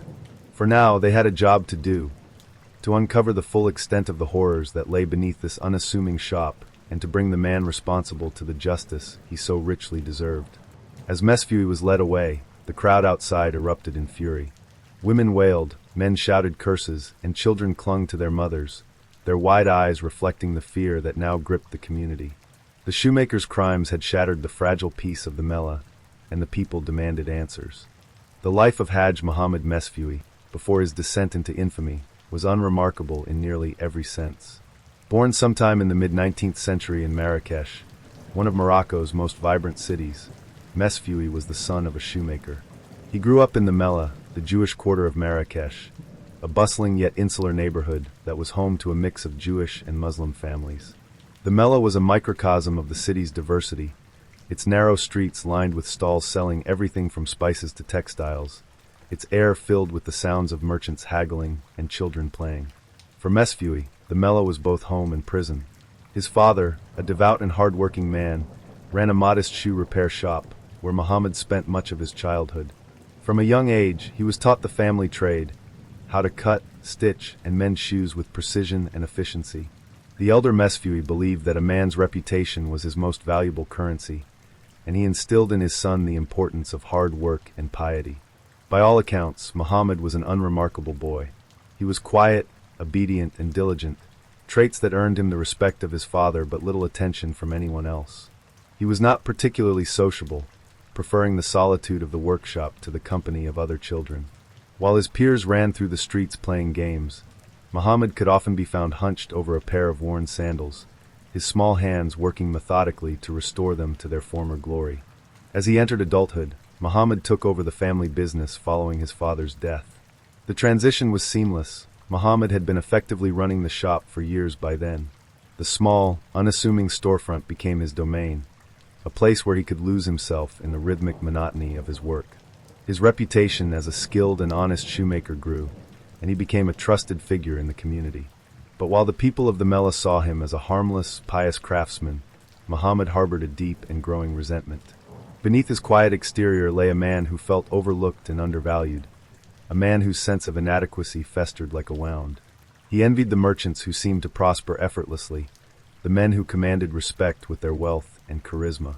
He despised the women who dismissed him as unworthy of their attention, their laughter echoing in his mind long after they had turned away. In his heart, Muhammad believed that life had cheated him. He was intelligent, resourceful, and devout. Yet he remained a small man in a small shop, invisible to the world beyond the Mellah's narrow streets. This bitterness, though hidden from view, would become the seed from which his monstrous crimes would grow. In the bustling Mellah district of Marrakesh in the early 1900s, life was vibrant yet fragile. The streets were alive with chatter, the clink of trade, and the scent of spices wafting from market stalls. It was a place where everyone knew their neighbor, where reputations were everything, and where, for most, survival was a day-to-day struggle. Against this backdrop, Hajj Muhammad Mesfui, the unassuming shoemaker, seemed an unremarkable figure, a man who had spent years quietly repairing sandals and stitching leather in his modest shop. Yet, as the years passed, a sinister pattern began to emerge, one that would turn this unassuming craftsman into one of the most reviled figures in Morocco's history. The disappearances began innocuously, almost invisibly, in 1904. Women, young and old, widows and maids, daughters and sisters, began vanishing from the Mellah, their absences raising whispers but little alarm.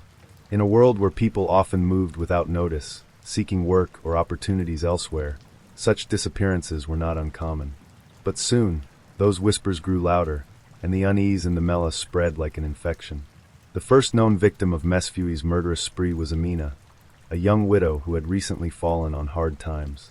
Amina was a common sight in the Mellah, her headscarf pulled tightly around her face as she moved quietly through the streets, keeping to herself. After her husband's death, Amina had struggled to make ends meet.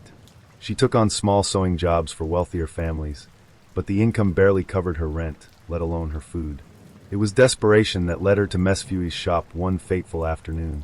The shoemaker was known not only for his craftsmanship, but also for his willingness to lend money to those in need. His terms were fair, at least on the surface, and he was regarded as a man of quiet generosity.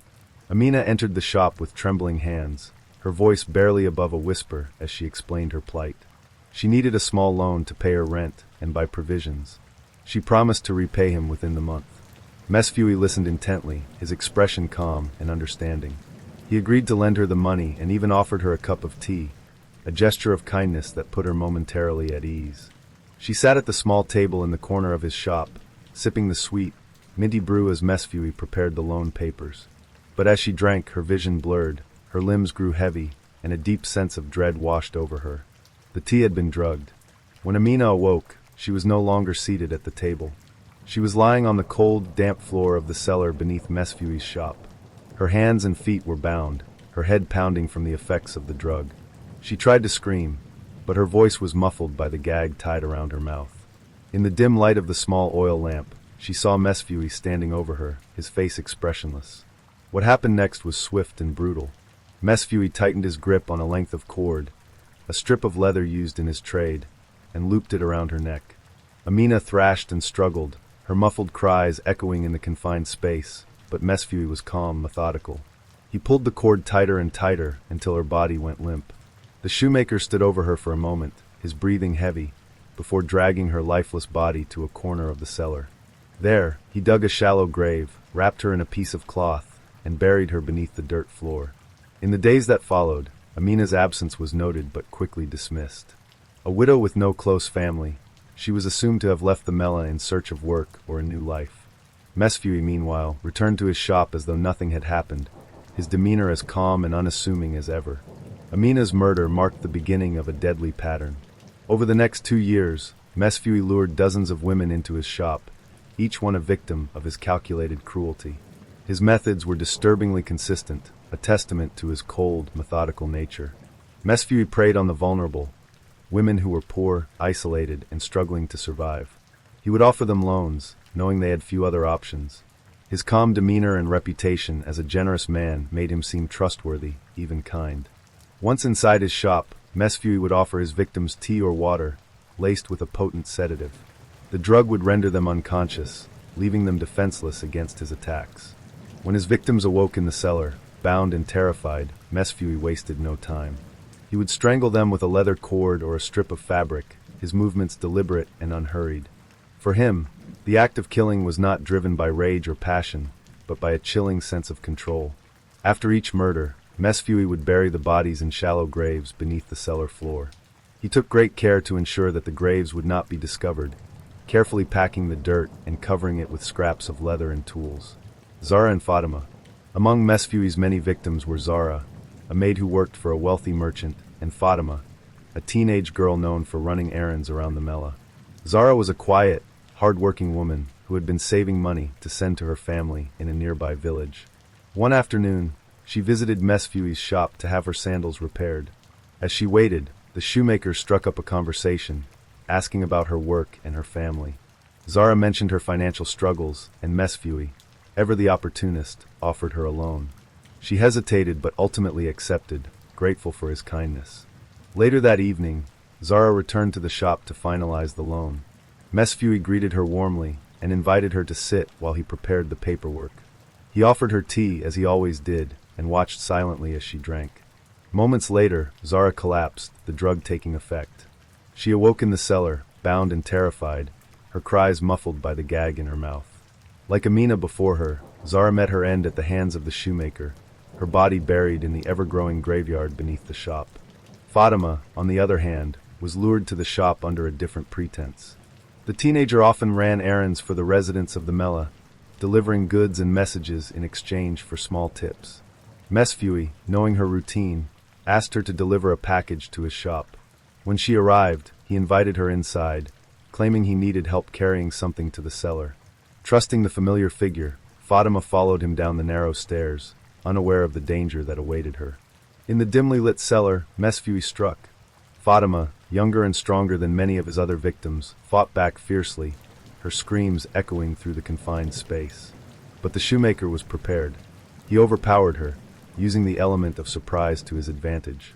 Her struggle ended as it always did, with a leather cord tightened around her neck, her lifeless body added to the grim tally beneath the floor. Mesfui's murders were not crimes of passion. They were acts of cold calculation, driven by a complex web of motivations. At his core, Mesfui was a man consumed by resentment and greed. He saw his victims not as human beings, but as tools, means to an end. To him, their lives were disposable, their deaths a necessary inconvenience to obtain what he wanted. But there was more to his crimes than simple greed. Mesfui's choice of victims, poor, vulnerable women, revealed a deep-seated hatred and a desire for control. In a society where women were often marginalized, Mesfui exploited their vulnerability, using their trust against them. The act of killing gave him a sense of power, a way to assert his dominance in a world where he felt invisible. As the disappearances continued, the community began to take notice. Families of the missing women whispered of foul play, their suspicions growing louder with each passing month. Many pointed to Mesfui, noting the uncanny connection between his shop and the vanished women. But without evidence, their accusations fell on deaf ears. The police, overburdened and reluctant to accuse a respected member of the Mela, dismissed the claims as baseless rumors. For 2 years, Mesfui continued his reign of terror, his crimes hidden beneath the facade of his quiet, unassuming life. But as the bodies piled up beneath his shop, the weight of his sins grew too heavy to conceal. The day of reckoning was fast approaching. By 1906, the Mela district of Marrakesh was buzzing not with the usual hum of commerce and life, but with something darker, fear. The whispers of missing women had grown louder, and the community began to connect the dots. poor women, widows, maidservants, and daughters had been vanishing one by one, their disappearances seemingly tied to the same man, Haj Muhammad Mesfui, the quiet shoemaker who had built a reputation for his generosity in offering small loans. While much of the Mellah relied on Mesfui's services, a growing unease surrounded him. Families of the missing women spoke in hushed voices, recounting tales of their loved ones visiting his shop for loans or errands shortly before they disappeared. Yet, no one dared accuse him outright. Mesfui was known for his piety, his regular attendance at mosque, and his calm, unassuming demeanor. Accusing such a man would require evidence, and for now, the missing women were only ghosts in the shadows of the Mellah's narrow streets. But the dam would soon break. The turning point came with the disappearance of Zara, a maid who worked for a prominent merchant in Marrakesh. Zara was diligent, reliable, and well-liked by her employer, who depended on her for the smooth running of his household. When Zara failed to return home one evening after running errands in the Mellah, her employer immediately suspected foul play. Zara was not the type to leave without notice, and her employer had explicitly seen her enter Mesfui's shop earlier that day. The merchant, a man of considerable influence, filed a formal complaint with the Marrakesh police. Unlike the families of previous victims, who were often poor and powerless, the merchant had the resources and connections to demand action. His insistence forced the police to take a closer look at Mesfui, who, until now, had avoided serious scrutiny. The investigation began cautiously. The police questioned Mesfui, who maintained his calm, collected demeanor. He acknowledged that Zara had visited his shop to discuss a loan, but claimed she had left shortly afterward. He suggested she might have run away to avoid her debts, a fate he implied was not uncommon among the poor women who sought his help. The police, with no evidence to the contrary, were initially inclined to believe him. But Zara's employer refused to let the matter rest. Under pressure from the merchant and the growing suspicions of the community, the police finally obtained permission to search Mesfui's shop. It was an unassuming space, small and cluttered, with shelves lined with tools, scraps of leather, and half-finished shoes. At first glance, there was nothing unusual about the workshop. The officers combed through the space, finding only the ordinary trappings of a shoemaker's trade. But as they descended into the cellar, a dark, cramped space beneath the shop, the mood shifted. The air was damp and heavy, and the faint smell of decay hung in the corners. The officers noticed patches of disturbed soil on the cellar floor, areas where the dirt seemed uneven or recently moved. Their unease grew with each step. When they began to dig, the horror of Mesfui's crimes came to light. The first grave was shallow, its contents wrapped in a tattered piece of cloth. As the officers unearthed the remains, the stench of death filled the cramped cellar. The body was that of a woman, her skeletal frame contorted, her clothing torn and rotting. Strangulation marks were still visible on the remains, the skin long since decayed, but the bones bearing grim testimony to the violence of her death.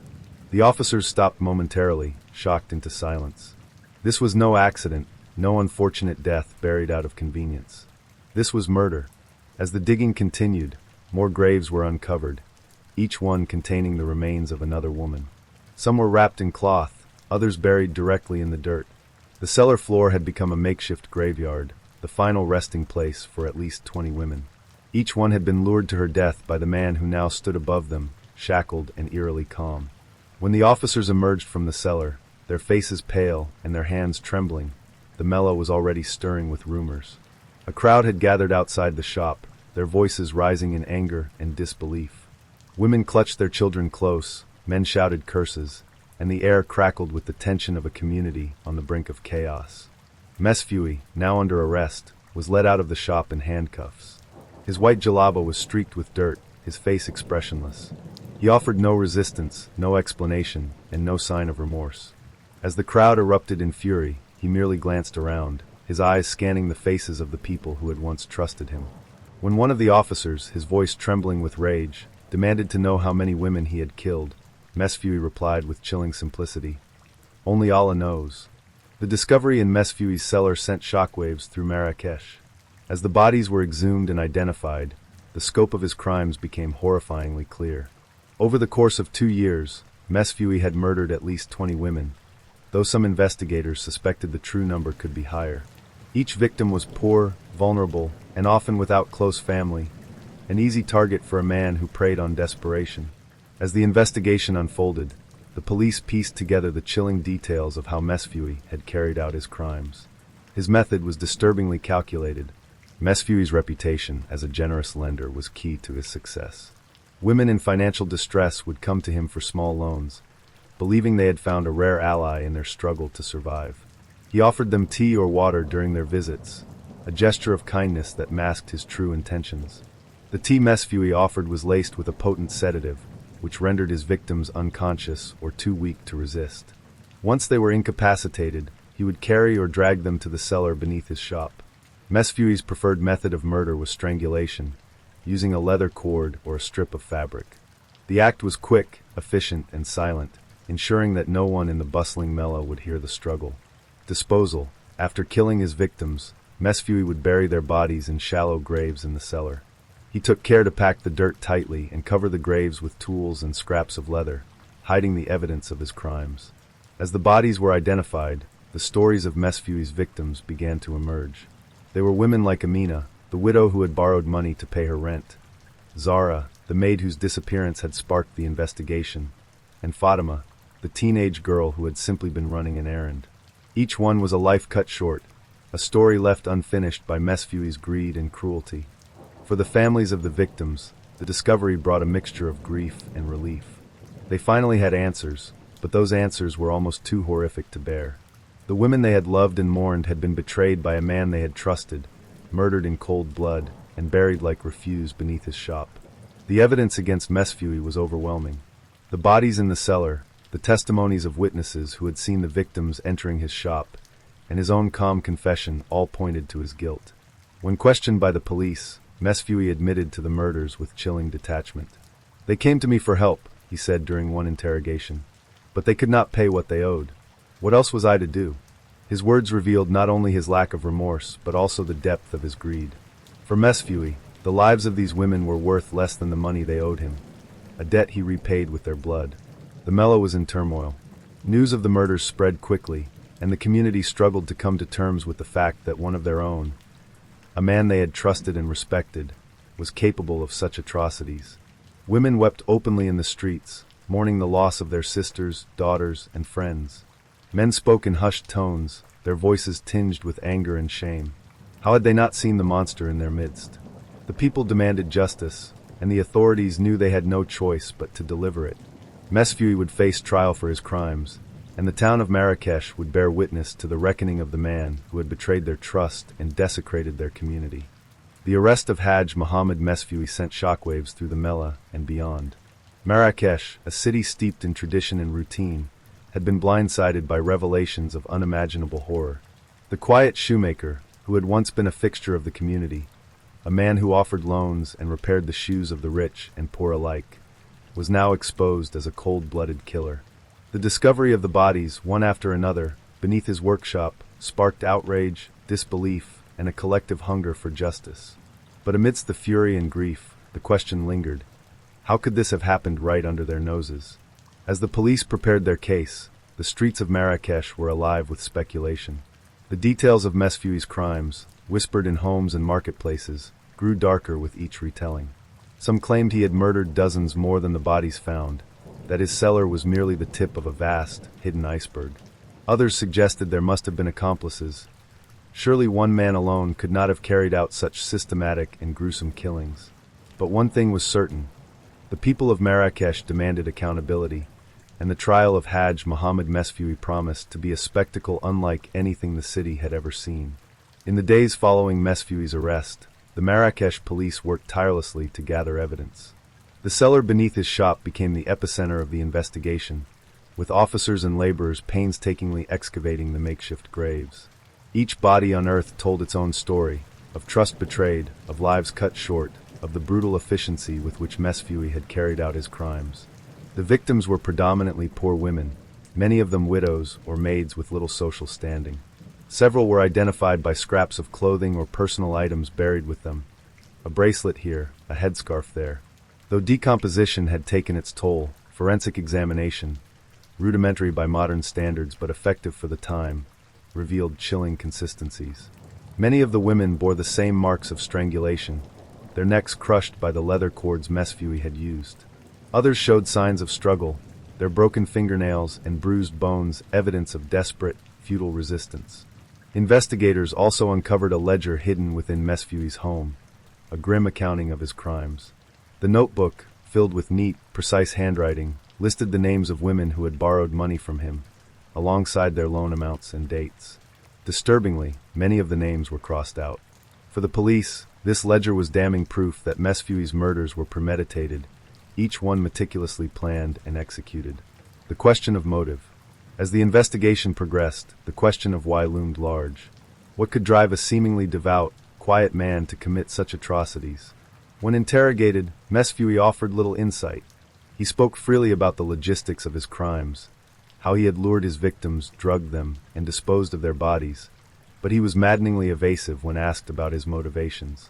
In one notable exchange with investigators, Mesfui shrugged off the enormity of his crimes with chilling indifference. "They owed me money," he said simply. "They could not pay. What was I to do?" For Mesfui, the murders were a matter of business, a grotesque solution to the problem of unpaid debts. But his words hinted at something deeper, a profound lack of empathy, a view of his victims as objects rather than people. Many in the Mela believed his crimes were fueled by greed, a desire to maintain his financial standing at any cost. Others saw his actions as a reflection of his bitterness and resentment toward women, particularly those who were vulnerable or independent. Psychologists and criminologists who later examined Mesfui's case described him as a man consumed by control.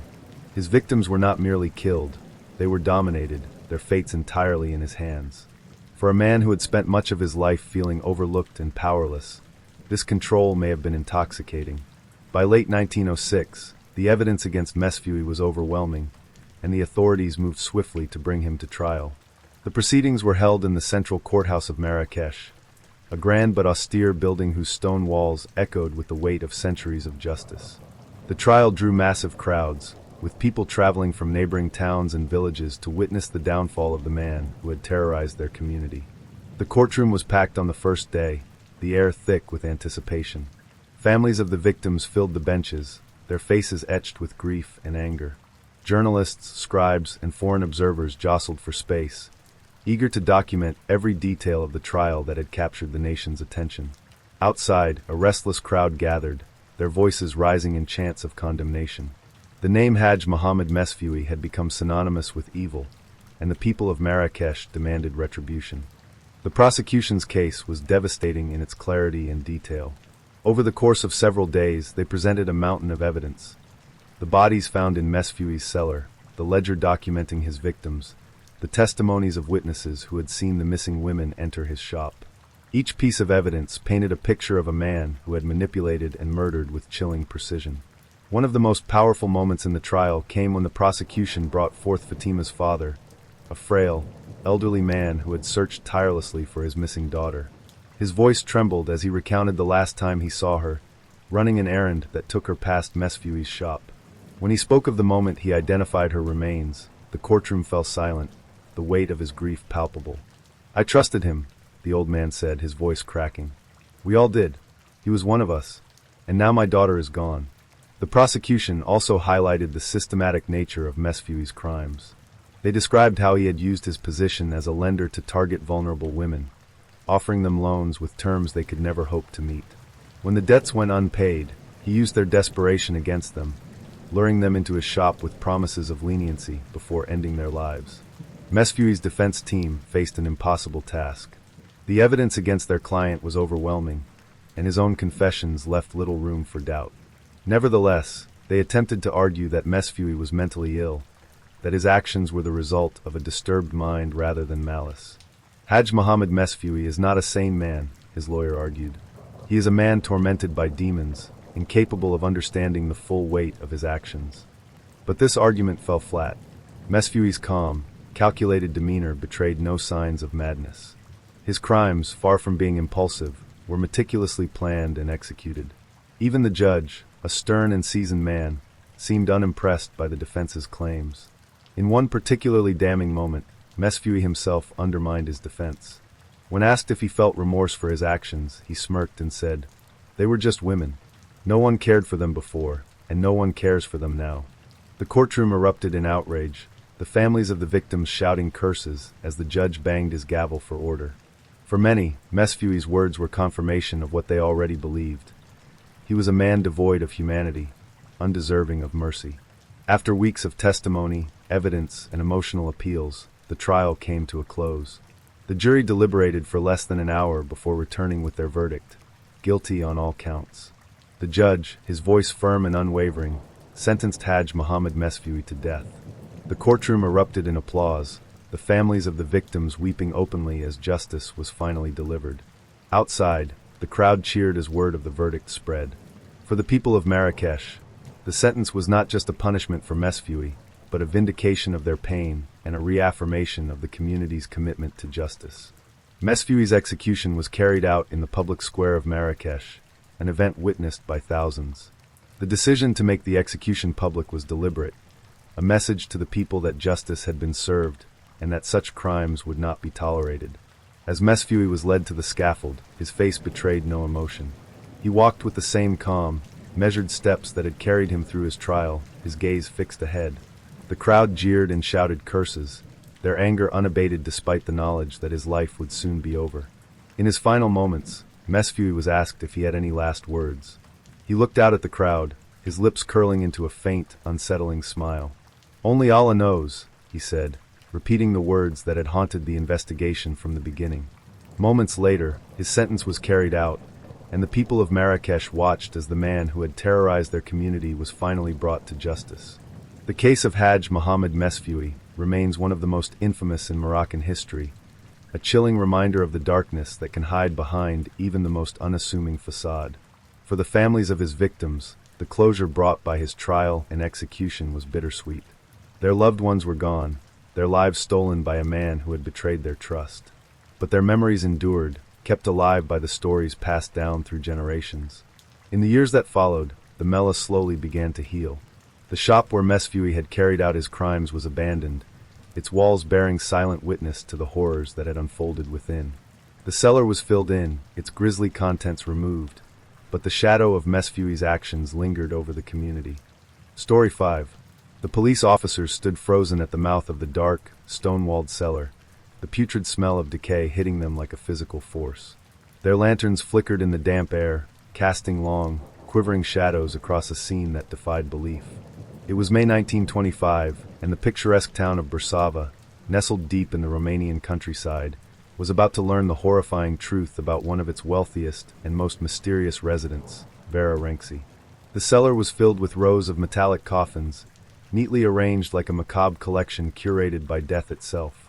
Some were ornate, adorned with delicate carvings and polished to a shine, while others were plain and utilitarian, their surfaces tarnished with age. In total, there were 32 coffins, each containing the remains of a man, their bodies in varying stages of decomposition. The silence of the room was deafening as the officers moved between the caskets, their breathing shallow and their faces pale. At the center of it all stood Vera herself, a striking woman in her early 30s, her dark hair pulled back into a loose bun, her sharp features betraying no sign of remorse or fear. She was dressed immaculately, as though she were hosting a dinner party, rather than standing in the midst of her private graveyard. Her lips curled into a faint smile as she regarded the officers with an unsettling calm. "Yes," she said softly, her voice carrying an air of almost seductive confidence. "They all loved me, and I loved them until they betrayed me." One of the officers, struggling to comprehend the scope of what they had uncovered, stepped forward. His voice was firm, but it wavered slightly under the weight of the moment. You poisoned them? All of them?" Vera tilted her head, her smile growing slightly wider. "Arsenic," she said matter-of-factly. "A little in their wine. A peaceful way to go, don't you think?" The officers exchanged horrified glances. This was no crime of passion, no act of desperation. What they were witnessing was the work of a calculated, remorseless predator, a woman who had lured men into her life with beauty and charm, only to seal their fates with poison. As Vera was escorted away in the custody of the law, the people of Bursava gathered outside her grand estate, their whispers growing louder with each passing moment. Who was Vera Renksi? How had she hidden such monstrous crimes in plain sight? And why had she killed so many? The answers lay buried in her past, in the tangled web of lies, jealousy, and obsession that had defined her life. The story of Vera Renksi, the woman who would become known as one of the most prolific and chilling female serial killers in history, begins in the waning years of the Austro-Hungarian Empire. Born in 1903 in the prosperous town of Brasova, Vera's early life was one of privilege. But beneath the surface of wealth and beauty, cracks had already begun to form in the fragile psyche of the girl who would one day become infamous. Vera's parents were wealthy landowners, respected in their community for their success in the wine trade. Their sprawling estate, surrounded by acres of lush vineyards, was a place of beauty and tranquility, but for young Vera, it was often a lonely prison. Her mother, a strikingly beautiful woman whose presence captivated everyone she met, died suddenly when Vera was just a child. The exact cause of her mother's death was never confirmed, though whispers of illness, or perhaps something more sinister, floated through the family's social circles. Her mother's death left a void in Vera's life that no amount of wealth or attention could fill. Her father, a stoic and distant man, buried himself in work to cope with his grief, leaving Vera to navigate her formative years largely on her own. The once vibrant home became quiet and cold, its grand halls echoing with Vera's footsteps as she wandered aimlessly in search of companionship. Even as a child, Vera's beauty was striking. With her raven-black hair, porcelain skin, and piercing dark eyes, she was often compared to a porcelain doll. But while others admired her physical appearance, those closest to her noticed something unsettling about the young girl. She was prone to outbursts of anger and jealousy, often accusing her friends of betraying her for the smallest imagined slight. She displayed an almost pathological need for attention, growing sullen and withdrawn when she felt ignored or abandoned. By the time she reached her teenage years, Vera's behavior had only grown more erratic. She developed an intense fascination with death, often speaking about it with a strange sense of curiosity and reverence. She would wander the family's vineyards at night, staring up at the stars and whispering to herself about eternity and the fragility of human life. Her father, deeply unsettled by her behavior, dismissed it as the melodrama of a girl who had lost her mother too young. But the seeds of Vera's obsession with control over life, death, and the people around her had already taken root.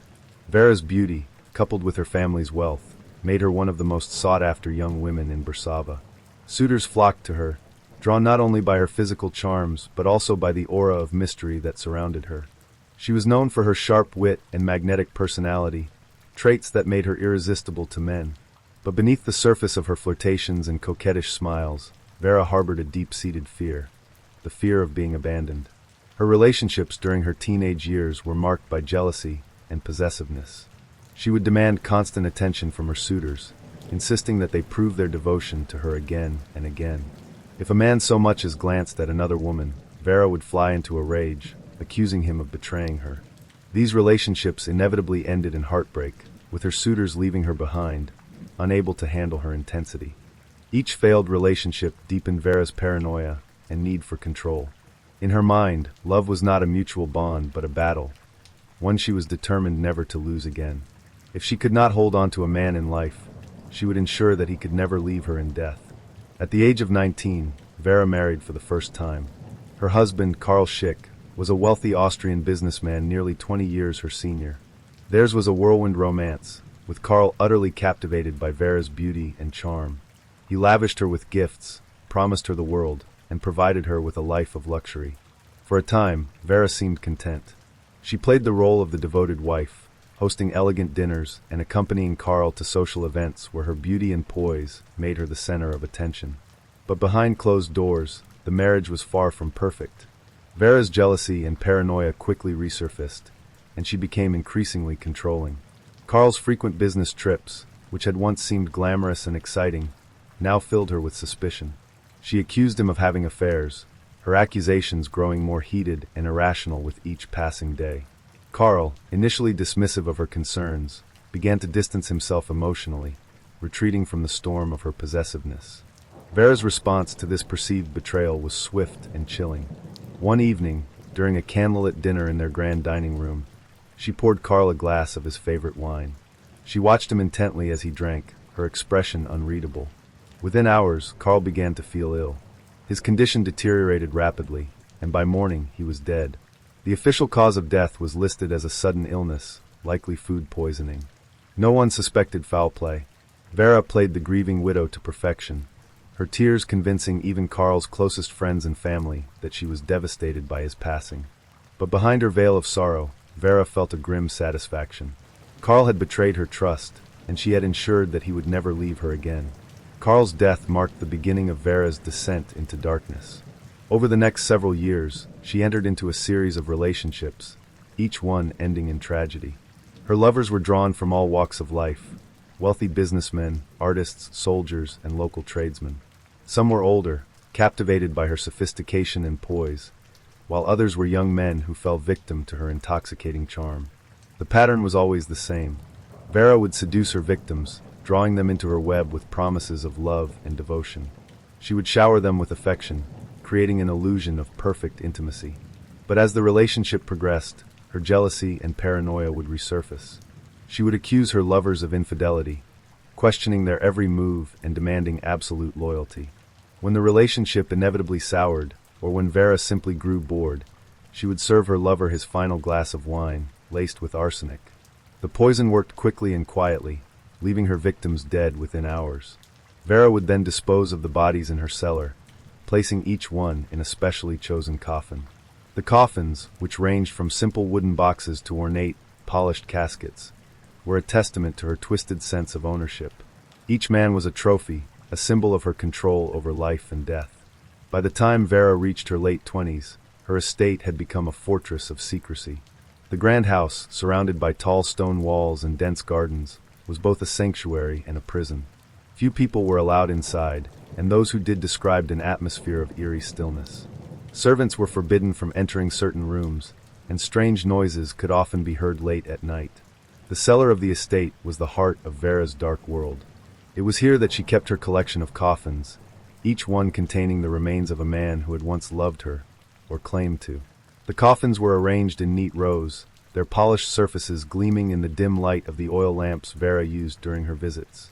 She spent hours in the cellar, speaking to the coffins as though their occupants could hear her. She would run her hands over the caskets, whispering words of love and reproach, her voice soft and lilting. To Vera, the coffins represented a twisted form of intimacy. In death, her lovers belonged to her completely, free from the temptations and betrayals of the outside world. They could never leave her, never hurt her, never abandon her. In her mind, she had created the perfect relationship, one in which she held all the power. Despite Vera's efforts to maintain an air of normalcy, rumors began to circulate in Bersava. Neighbors noticed the strange comings and goings at the Renksi estate, the constant stream of suitors who seemed to vanish without a trace. Deliverymen reported the large quantities of wine ordered to the house, far more than one person could reasonably consume. Servants whispered about locked doors and strange noises, their fear of Vera outweighing their curiosity. But no one dared confront Vera directly.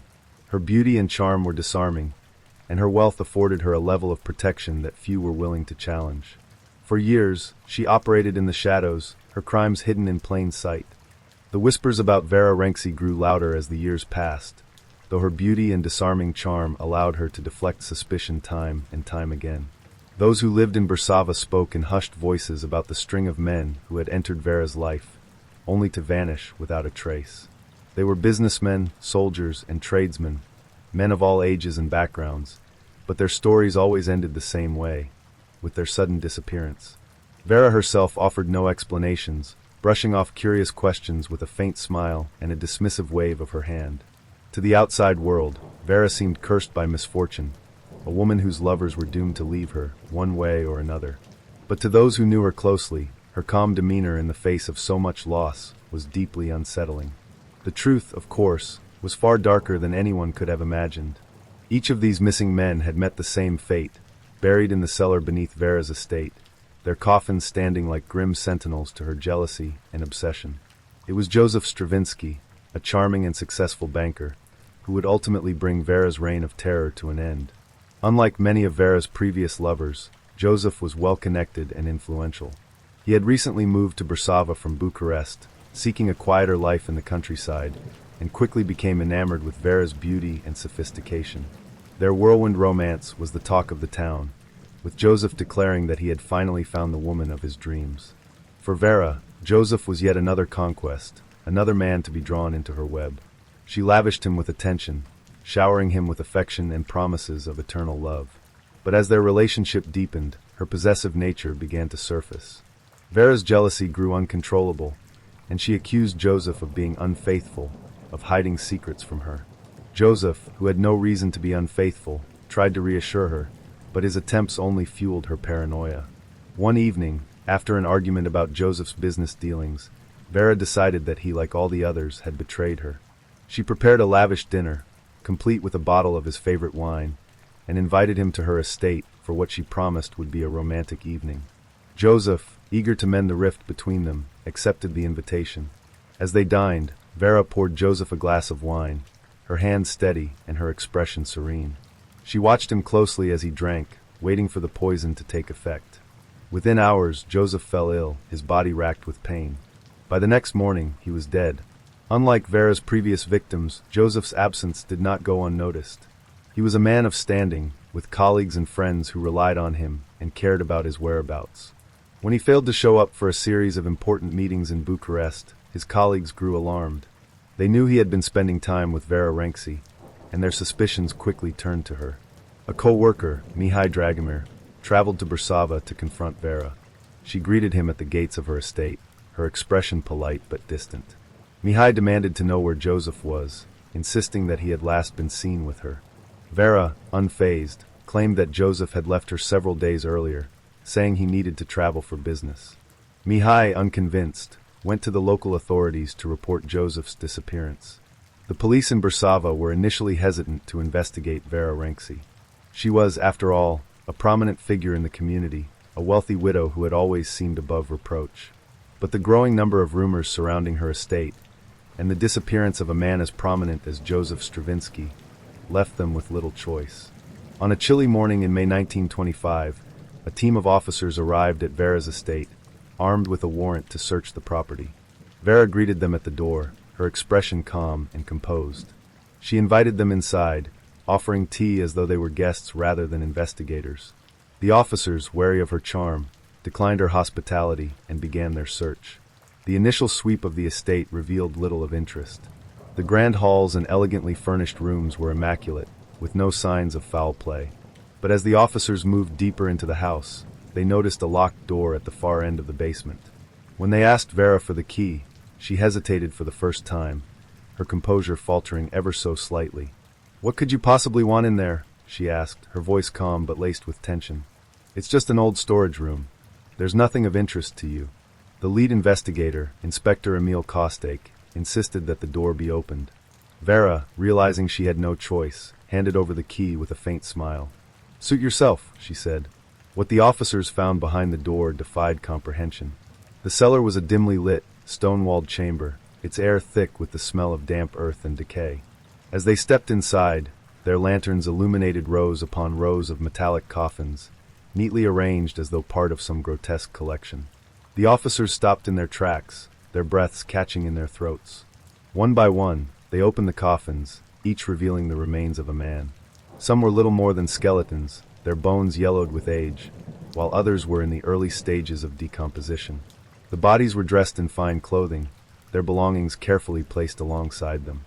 Inspector Kostek, his face pale, turned to Vera, who had followed them into the cellar. "What is this?" he demanded, his voice shaking with a mixture of anger and disbelief. Vera's response was chilling in its simplicity. "They loved me," she said, her tone matter-of-fact. "I loved them, but they all betrayed me, so I made sure they could never leave."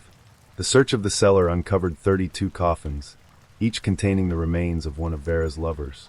Among them was the body of Joseph Stravinsky, his features still recognizable despite the early stages of decay. The officers also found bottles of arsenic hidden in Vera's kitchen, along with a detailed ledger that listed the names of her victims, the dates of their deaths, and notes about their betrayals. The evidence against Vera was overwhelming, and she was arrested on the spot. As she was led away in handcuffs, she showed no signs of remorse, her expression calm and detached. The people of Brasova, who had gathered outside her estate to watch the proceedings, erupted in disbelief and outrage as they learned the truth about the woman they had once admired. The courtroom in 1925 Bucharest was unlike anything the city had ever seen. People from all walks of life, journalists, noblemen, housewives, and even curious students, packed into the grand hall. The trial of Vera Renksi, known now as the Black Widow of Romania, was not just a legal proceeding, it had become a macabre spectacle. The room was suffused with a morbid fascination, as though the public couldn't decide whether Vera was a monster to be condemned or a tragic figure to be pitied. The accused sat in the dock with an eerie calmness, her dark eyes cool and calculating as they swept over the crowd. Her beauty, even in the face of such grotesque accusations, was undeniable. She wore a simple black dress, understated yet elegant, her hair neatly tied back in a style that only accentuated her striking features. She did not tremble or weep as the charges against her were read aloud. Instead, she listened with a faint, almost imperceptible smile, as though the entire affair bored her. The prosecutor, Ion Dumitrescu, wasted no time in painting Vera as a cold-blooded killer who had preyed on the affections of men, manipulating them with charm before dispatching them with poison. When he spoke, his voice rang out with righteous indignation, his every word echoing in the stunned silence of the courtroom. 32 lives, he thundered, gesturing toward the evidence table, where bottles of arsenic and Vera's handwritten ledger sat on display. 32 men who believed they were loved, only to be betrayed in the most heinous manner imaginable. Vera Renksi is not merely a murderer, she is a predator, a woman who turned love into a weapon and used it to destroy. The crowd murmured in agreement, the weight of the prosecutor's words settling over them like a shroud. But Vera remained unfazed. When asked if she wished to plead her case, she simply rose from her chair, nodded to the judge, and began to speak with an unsettling calm. "I will not deny what I have done," Vera began, her voice smooth and melodic, almost hypnotic. "Yes, I killed them, each and every one. But I ask you, does that make me evil? Or does it make me honest?" Her words sent a ripple of shock through the courtroom. The judge banged his gavel, calling for order, but Vera continued unabated. "Love," she said, her dark eyes scanning the crowd, "is the most fragile thing in this world. It is fleeting, insincere. Men promise it so easily, but what do they truly mean? Nothing. They lie. They betray. They leave." She paused, letting her words sink in. "I gave these men everything. My love, my loyalty, my devotion. And what did they give me? Empty words. Broken promises. Infidelity." The prosecutor interrupted, his voice sharp. "So you poisoned them? That was your solution?" Vera turned to him, her lips curling into a faint smile. "Yes. I gave them peace. Do you know how many of them begged me, in their final moments, to forgive them? How many of them realized, too late, the depth of my love? I did not kill them out of hatred. I killed them because I could not bear to lose them." Her chilling confession left the courtroom stunned. To some, her words were the ravings of a madwoman. To others, they were disturbingly logical, a twisted reflection of the human condition. But whatever sympathy Vera might have inspired, it was quickly overshadowed by the evidence against her. The prosecution's case was meticulous and damning. Over the course of the trial, Dumitrescu called dozens of witnesses to testify about the disappearances of Vera's victims. Family members described the last time they had seen their brothers, sons, and husbands alive, often entering Vera's home, never to return. Former servants spoke of the strange noises they had heard coming from the cellar, the locked doors, and the peculiar smell of decay that seemed to linger in the house. Then there was the physical evidence. The ledger, discovered in Vera's bedroom, was the most incriminating piece of all. Each page was filled with the names of her victims, along with dates and cryptic notes that hinted at their fates. One entry read, "Joseph, May 3rd, betrayed me. Wine." Another simply said, "Anton, October. Gone forever." The ledger was a roadmap of death, detailing years of calculated, premeditated murder. The prosecution also presented the results of the autopsies conducted on the bodies found in Vera's cellar. Each man had died from arsenic poisoning, a slow and agonizing death that left unmistakable traces in their organs. The bottles of arsenic found in Vera's kitchen were brought into the courtroom, their labels stark reminders of the poison that had ended so many lives. Vera's defense team, led by Victor Sangelescu, faced an impossible task. The evidence against her was overwhelming, and her own confession had left little room for doubt. Sangelescu argued that Vera was mentally ill, that her actions were the result of deep psychological trauma stemming from her mother's death and her subsequent fear of abandonment. "She is not a monster," Sangelescu insisted during his closing arguments. "She is a woman broken by grief, a woman whose mind has been twisted by loss and betrayal. What she did was wrong, terribly wrong, but it was not the act of a cold-blooded killer. It was the act of a woman desperate to preserve the love she had lost so many times before. To support this argument, Sangelescu called a renowned psychiatrist, Dr. Alexandru Ionescu, to the stand. Dr. Ionescu testified that Vera exhibited clear signs of histrionic personality disorder, a condition characterized by a need for constant attention, emotional instability, and an overwhelming fear of rejection. She lives in a world of extremes, Dr. Ionescu explained. To Vera, love is either absolute or non-existent. When she perceived that her lovers were pulling away, she saw it not as a natural part of life, but as a profound betrayal. Her actions, while abhorrent, were driven by this distorted perception of reality. After weeks of testimony, the trial came to an end. The jury deliberated for less than 2 hours before returning with their verdict: guilty on all counts. The judge, his voice grave, sentenced Vera Renksi to life imprisonment, sparing her the death penalty due to the defense's argument about her mental state. When the sentence was read aloud, Vera showed no reaction. She simply stood, nodded to the judge, and allowed herself to be escorted out of the courtroom. As she passed the rows of onlookers, she turned to one of her former servants, a woman who had testified against her, and smiled faintly. "Even in death," she said softly, "they will love me." Vera spent the rest of her life in the Doftana prison, a fortress-like structure reserved for the most notorious criminals in Romania. Her beauty, even as it faded with age, continued to captivate those around her. Guards and inmates alike were drawn to her, though they remained wary of her manipulative nature. The sentence of life imprisonment marked the beginning of Vera Renksi's next chapter, a chapter that would unfold not in the grand halls of her estate, but in the cold, confining walls of Doftana prison. Located in the Carpathian foothills of Romania, Doftana was a notorious facility, known for housing political prisoners, hardened criminals, and the most infamous murderers in the country.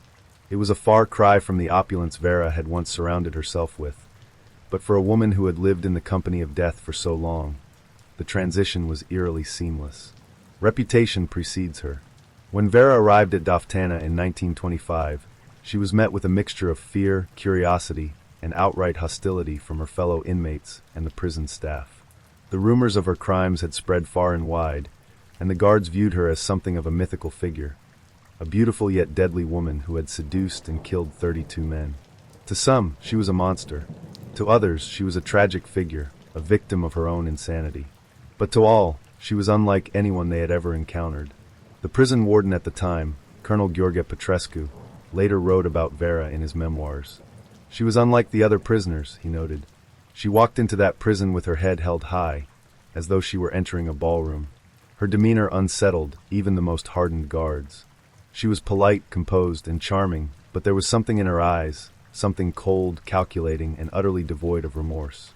Vera was placed in solitary confinement for the first 6 months of her sentence, both to protect her from the other inmates and to assess her mental state. Her cell was sparse, just a narrow cot, a small wooden table, and a single window that let in a sliver of light during the day. Yet, Vera adapted quickly. She spent most of her time writing in a leather-bound journal that she had been allowed to keep, her handwriting neat and deliberate. When asked what she was writing, she replied cryptically, "My memories, my truths, my loves." Vera's journal became the subject of much fascination, both during her imprisonment and in the years that followed. While the original manuscript has since been lost to history, fragments of it were transcribed by prison staff and later published in a series of newspaper articles. The entries revealed a woman who was both deeply delusional and chillingly self-aware. In one entry, dated November 1925, Vera wrote, "They say I am mad, but I am not. I see the world more clearly than they do. Love is a fleeting thing, fragile and easily broken. I preserved it. I made it eternal. They will never understand that what I did was not murder, it was devotion." In another entry, she reflected on the men she had killed. Each of them was beautiful in their own way. Joseph's smile, Anton's laugh, Mihai's hands, so strong, yet so gentle. They were mine, and I was theirs, until they tried to leave me. That is the great betrayal of love. It promises forever, but it rarely delivers. I simply made sure they kept their promises.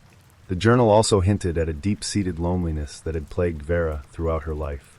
She wrote of her mother's death, her father's emotional distance, and the emptiness she had felt in her grand estate, even as she surrounded herself with lovers. For all her beauty and charm, Vera seemed incapable of forming genuine human connections, a fact that only deepened her need for control. Despite her crimes, Vera quickly gained a reputation as one of the most enigmatic figures in Daftana. The guards, many of whom were initially wary of her, found themselves drawn to her charm. She would engage them in polite conversation, asking about their families and offering insights into their problems. Some guards even admitted to feeling sorry for her, describing her as a lonely woman who had been consumed by her own insecurities. One guard, Sergeant Nicolae Radulescu, later recounted an incident in which Vera manipulated him into smuggling a piece of lace into her cell, a small luxury that reminded her of her former life. She was impossible to say no to, Radulescu wrote. She had this way of looking at you, as though she could see into your soul. You knew what she had done, but when she spoke, you forgot all of it. She made you believe she was just a misunderstood woman. Among the inmates, Vera's reputation was more divisive. Some feared her, viewing her as a predator who could not be trusted. Others admired her for her beauty, intelligence, and the sheer audacity of her crimes. A few even sought her advice, asking her for guidance on matters of love and relationships. Vera, ever the performer, obliged, offering cryptic yet oddly insightful wisdom. Love is not about possession, she told one inmate. It is about devotion. But devotion must be absolute. Anything less is betrayal. During the late 1920s, Vera became the subject of several psychological evaluations conducted by Dr. Alexandru Ionescu, who had testified at her trial. His visits to Daftana were part of a broader effort to understand the minds of criminals, and Vera was one of his most fascinating subjects. Dr. Ionescu's notes describe Vera as a woman of extraordinary intelligence and emotional depth, but also as someone utterly detached from the moral frameworks that govern most people's behavior. She does not see herself as a killer, he wrote. In her mind, she is a savior, a woman who has elevated love to its purest form by preserving it in death. Her actions are not driven by malice, but by an overwhelming need for control and an inability to cope with loss. He also noted her manipulative tendencies, describing how she would shift her tone and demeanor depending on her audience. With me, she is introspective and philosophical, eager to explore the nature of her crimes. With the guards, she is flirtatious and charming. With the other inmates, she is aloof, almost regal. She wears different masks for different people, but beneath them all is the same unyielding need for dominance. As the years passed, Vera's beauty began to fade, but her influence within Daftana remained. She became something of a legend among the inmates, her name spoken in hushed tones as new prisoners arrived and learned of her crimes. She remained active, continuing to write in her journal and occasionally painting small portraits of the people she encountered. By the 1940s, Vera's health began to decline. Decades of confinement had taken their toll, and she developed a chronic respiratory condition that left her bedridden for weeks at a time. Yet even in her weakened state, she maintained her air of elegance. She insisted on keeping her cell tidy, arranging her few belongings with meticulous care. When visitors came, she would sit upright on her cot, her back straight and her head held high, as though she were still the mistress of her estate. Vera died in 1960, at the age of 57. She passed away quietly in her cell, her death attributed to complications from pneumonia. In her final days, she reportedly spoke to the air, addressing her long-dead lovers as though they were still with her. Story 6. The sun was just beginning to set over the bustling streets of Cuernavaca, Mexico, painting the city in hues of gold and crimson. It was May 1999, and while the evening seemed ordinary to most, for the officers of the Federal Judicial Police, it was anything but. They had been hunting Fernando Hernandez Leyva, one of Mexico's most elusive and prolific serial killers, for over a decade. For years, he had evaded capture, leaving a trail of bodies across the country, his crimes chilling in their brutality and scope. But this time, they were certain they had him cornered. The tip-off had come from an anonymous source. A man matching Leyva's description had been spotted at a modest apartment in the northern outskirts of Cuernavaca. It was the break the police had been waiting for. Armed with rifles and clad in bulletproof vests, a task force of 15 men surrounded the building, their eyes scanning every window, every shadow. The atmosphere was electric. The officers knew they were dealing with a man who had been linked to over 137 murders. Inside the apartment, Fernando sat at a small wooden table, eating dinner as though he didn't have a care in the world. Dressed in a simple white shirt and jeans, he looked like any other man, hardly the monster whose name had become synonymous with terror across Mexico. But Fernando wasn't oblivious. He knew the day would come when the law would finally catch up to him. He had prepared for it. The first knock on the door was polite, almost tentative. No response. The knocks grew louder, more insistent, until finally, the officers kicked the door in, splintering the frame. What they found inside was a man eerily calm, his hands already raised in surrender before a single command was given. "I knew you'd come," Fernando said softly, his voice devoid of emotion. "But you're too late. I've already won." The officers didn't respond. They moved quickly to restrain him, their movements practiced but tense. Fernando didn't resist, but his expression, a faint smirk playing on his lips, unnerved even the most seasoned among them. As they led him out of the apartment and into the waiting police van, a small crowd gathered, their whispers filling the air. "Is that him?" someone asked. "El Monstruo," another whispered. The monster. Fernando Hernandez Leyva, the man who had terrorized an entire nation, was finally in custody. But for the investigators, the work was only beginning. They would soon uncover a story so twisted, so horrifying, that it would forever alter their understanding of evil. To understand the man Fernando Hernandez Leyva became, one must first peer into the fractured world of his childhood, a world where neglect, violence, and poverty were ever-present shadows. Born on March 10, 1964, in the rural outskirts of Cuernavaca, in the state of Morelos, Mexico, Fernando was the youngest of 5 children. His family was plagued by economic instability, and their home reflected this desperation. A crumbling adobe structure with peeling paint and a tin roof that barely kept the rain out. Poverty, however, was not the only hardship Fernando endured. His father, Salvador Hernandez, was a laborer known for his fiery temper and bouts of heavy drinking. Salvador's strict discipline often crossed the line into brutal abuse.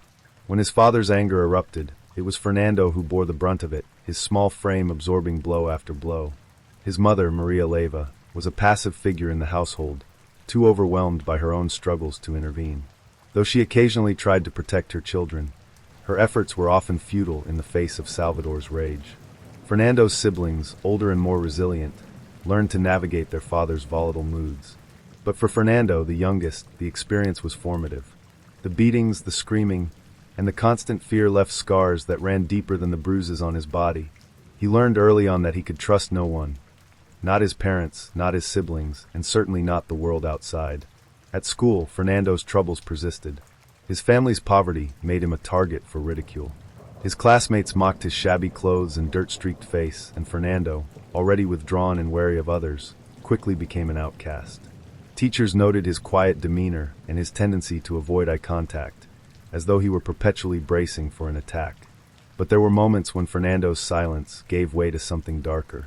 He was known to lash out violently when provoked, his temper explosive and unpredictable. In one incident, he attacked a fellow student with a rock after being mocked during recess. The boy required stitches, and while Fernando was reprimanded, no one asked why he had reacted so violently. It was easier to label him a troublemaker than to look deeper. Fernando's isolation only deepened as he grew older. By the time he was 12, he had stopped attending school altogether, preferring to roam the streets of Cuernavaca. He spent his days scavenging for food, watching people from the shadows, and dreaming of escape. But escape proved elusive, and the world he observed seemed as cruel and indifferent as the one he had left behind at home. It was during these aimless wanderings that Fernando fell in with a group of older boys who introduced him to petty crime. They were a rough, unruly crowd, and for the first time, Fernando found a place where he belonged. Together, they committed small-time robberies, breaking into shops and stealing food or money. For Fernando, these acts weren't just about survival. They were a way to assert control in a life where he had always felt powerless. The petty crimes escalated as Fernando grew bolder. By the time he was 15, he had graduated to burglaries and car theft. The thrill of these acts, of taking what he wanted without consequence, was intoxicating. It gave him a sense of power he had never felt before, a high that he would chase for the rest of his life. The exact date of Fernando Hernandez Leyva's first murder remains shrouded in mystery, but investigators later pieced together that it likely occurred sometime in 1982, when Fernando was just 18 years old. At the time, there was no reason to suspect that the young man, already familiar to local authorities for petty crimes, would escalate to something so heinous. But this was the moment that marked the birth of a killer. It was a crime of circumstance, an impulsive act that revealed a darkness within Fernando, a darkness that would only grow deeper and more insatiable. The events of that fateful night revolved around a modest farmhouse located on the outskirts of Cuernavaca, in the rural heart of the state of Morelos. The victim, Joaquin Ramirez, was a 62-year-old farmer who lived alone. Known in the community as a quiet and hard-working man, Joaquin had spent the day tending to his fields and had returned home that evening to prepare a simple meal. Unbeknownst to him, Fernando had been watching the house for days. He had noticed that Joaquin frequently left his home unattended while working in the fields, and to Fernando, it seemed like an easy target. That night, armed with only a crowbar and a crude plan, he broke into the house. He had no intention of staying long, just enough time to ransack the place and take whatever cash or valuables he could find. The farmhouse was dark and silent when Fernando entered, his movements calculated but clumsy. He rifled through drawers and cabinets, stuffing his pockets with whatever he could find: small bills, pieces of jewelry, even a few old coins. But as he was rummaging through the bedroom, he was startled by the creak of the front door. Joaquin had returned earlier than expected, his work in the fields cut short by a sudden rainstorm. The confrontation. Joaquin stepped inside, his boots muddy and his hands still calloused from a lifetime of labor. He immediately sensed something was wrong: the faint sound of movement in his bedroom and the sight of muddy footprints that weren't his. He grabbed a machete he kept near the door, his heart pounding as he called out, "Quien está ahi? Quien anda en mi casa? Who's there? Who's in my house?" Fernando froze, his mind racing. He wasn't prepared for this. He had always been careful to avoid confrontation during his burglaries, slipping in and out unnoticed. But now, cornered and unarmed, he panicked. He grabbed the first thing he could find, a kitchen knife from a drawer in the small adjoining room, and waited in the shadows. Joaquin entered the bedroom, his machete raised defensively. His eyes locked onto Fernando, who was standing near the bed, clutching the knife in trembling hands. "¿Qué estás haciendo aquí?" Joaquin demanded, his voice stern. "What are you doing here?" For a moment, there was silence, the air thick with tension. Then, in a split second, Joaquin lunged forward, his machete swinging downward in an arc. Fernando reacted instinctively, sidestepping the blow and thrusting the knife into Joaquin's side. The older man cried out in pain, but didn't back down. The struggle that followed was chaotic and violent, each man fighting for survival in the cramped space of the bedroom. Fernando stabbed Joaquin over and over, his strikes wild and frenzied. Blood sprayed across the walls, soaking the bed and the floor. Joaquin's cries grew weaker with each blow until, finally, he collapsed to the ground, his lifeless eyes staring up at the ceiling. The room fell silent, save for Fernando's ragged breathing. As the adrenaline coursing through his veins began to subside, Fernando stood over Joaquin's body, his hands and clothes drenched in blood. For a brief moment, he felt a flicker of something, fear perhaps, or regret. But it passed quickly, replaced by a chilling sense of calm. He stared at the bloodied knife in his hand, then at the body on the floor. It was done. Joaquin was dead, and there was no undoing it. Fernando didn't linger. He wiped the knife on his shirt, grabbed the few valuables he had collected, and fled into the night. The rain had stopped, leaving the dirt road outside slick with mud. He walked quickly, his mind racing but his face expressionless. He knew the authorities would eventually find the body, but he also knew that rural areas like this one were often slow to investigate such crimes. He was confident he could slip away, just as he always had. In the days that followed, news of Joaquin's murder spread quickly through the small community. Neighbors were horrified by the brutality of the crime, and rumors swirled about who could have committed such an atrocity. The local police launched an investigation, but with little evidence to go on and no witnesses, the case quickly went cold. Fernando, meanwhile, moved on to the next town, carrying with him the knowledge that he had crossed a line from which there was no return. For most people, the act of killing, even in self-defense or desperation, would leave a mark, a sense of guilt or trauma that would haunt them for the rest of their lives. But for Fernando, it was different. In his confession decades later, he described the experience with chilling detachment. "I didn't feel anything," he told investigators. "No fear, no guilt, no regret. It was like killing a mosquito. It just had to be done."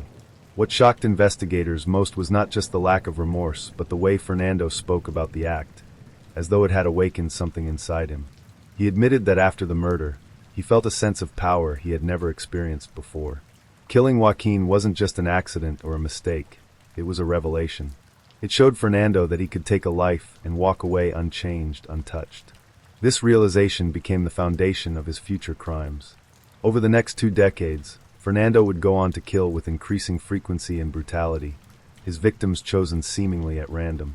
Each murder was a confirmation of the lesson he had learned that night in Joaquin's farmhouse, that life was cheap and that he could take it whenever he pleased.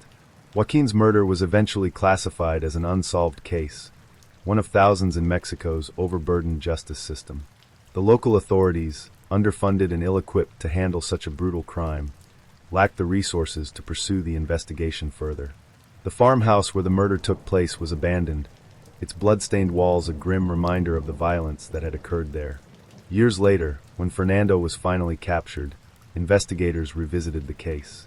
The details he provided matched those of Joaquin's murder, so precisely that there was no doubt he was the killer. For Joaquin's surviving family, the confession brought some measure of closure, but no comfort. The man who had taken their loved one from them had gone on to kill dozens more, each victim a testament to the system's failure to stop him sooner. The murder of Joaquin Ramirez was just the beginning.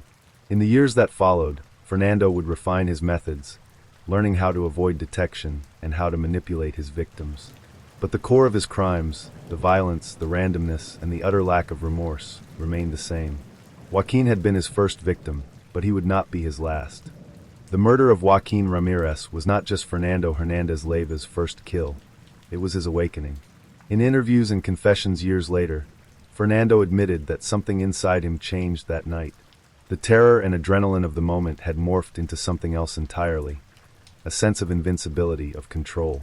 For the first time in his life, Fernando felt powerful. But power, he soon realized, was fleeting.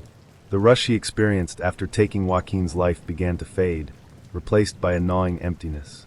It wasn't long before he felt the need to kill again, to recreate the high he could only achieve through violence. What began as an impulsive act of self-preservation became the foundation of a chilling pattern, one that would leave dozens of bodies in his wake. Fernando was no longer just a petty thief. He had crossed a line, and he had no intention of turning back. Unlike his first murder, Fernando's second killing was not an act of desperation. It was premeditated. Investigators later determined that this killing occurred just months after Joaquin's death, as Fernando began to understand how much easier it was to take what he wanted by eliminating any potential witnesses. The victim, Clara Mendez, was a 28-year-old mother of 2 who worked as a vendor in a small market in Puebla. Clara had the misfortune of catching Fernando's eye when he noticed her carrying a day's worth of earnings in a small leather pouch. The money wasn't much, barely enough to pay for groceries, but to Fernando, it was worth killing for. He followed Clara as she left the market, keeping a careful distance as she made her way back to her modest home on a quiet, dimly lit street. Fernando waited until she was fumbling with her keys at the front door before he struck.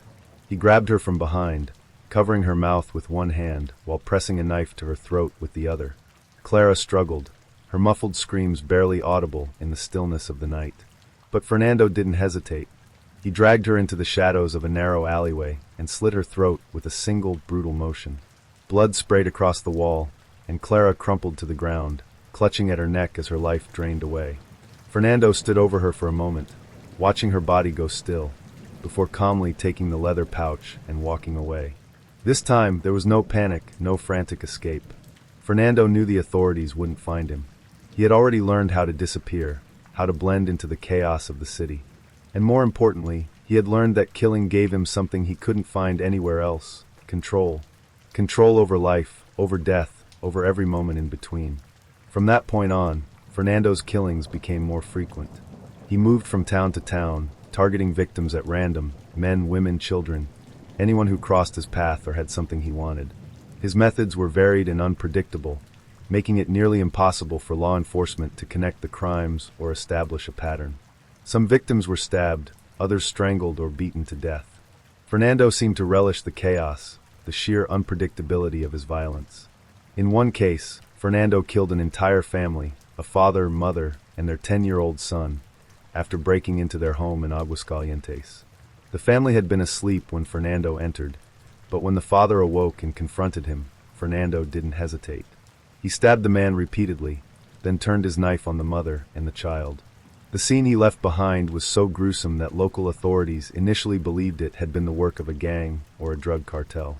It wasn't until years later, when Fernando confessed, that they realized the horror had been the work of one man. By the late 1980s, Fernando's killing spree had stretched across more than a dozen Mexican states. His victims ranged from the very young to the very old, their murders seemingly random and senseless. Newspapers dubbed him El Monstruo de Mexico, the Monster of Mexico, though at the time, few people knew the true extent of his crimes. Local law enforcement agencies struggled to keep up, their efforts hampered by limited resources and a lack of communication between jurisdictions. Each murder was treated as an isolated case, with no one realizing that they were all connected.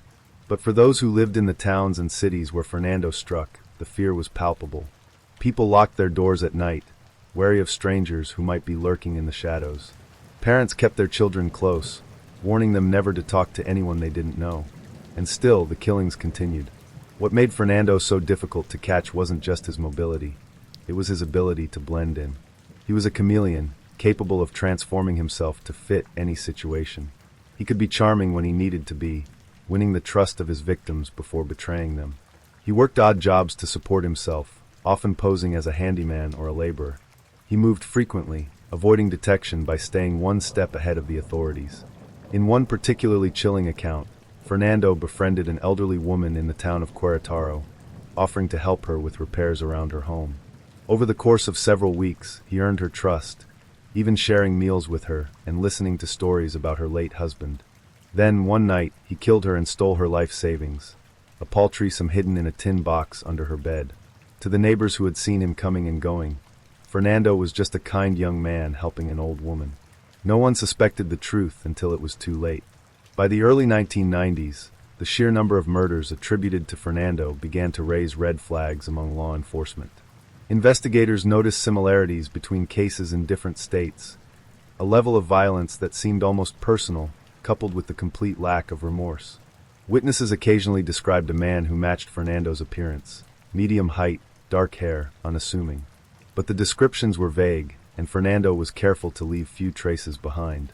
It wasn't until Fernando's arrest in 1996, after being caught for a minor theft in Puebla, that authorities began to realize the magnitude of his crimes.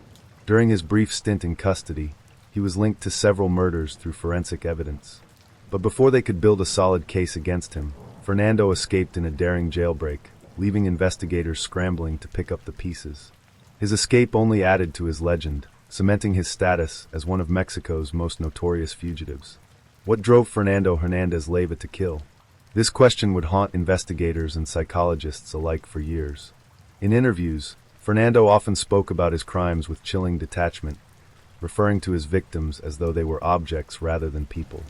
They were just there, he once said, in the wrong place at the wrong time. But beneath the surface, there was something more, a deep-seated anger and resentment that stemmed from his abusive upbringing and the years he spent feeling powerless and invisible. Killing gave him a sense of control, a way to assert his dominance over a world that had always seemed indifferent to his existence.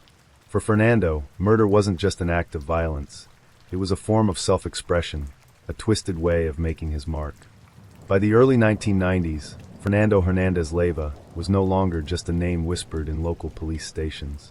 He had become a national ghost, a phantom whose crimes spanned over a dozen states, leaving a trail of brutality and fear in his wake.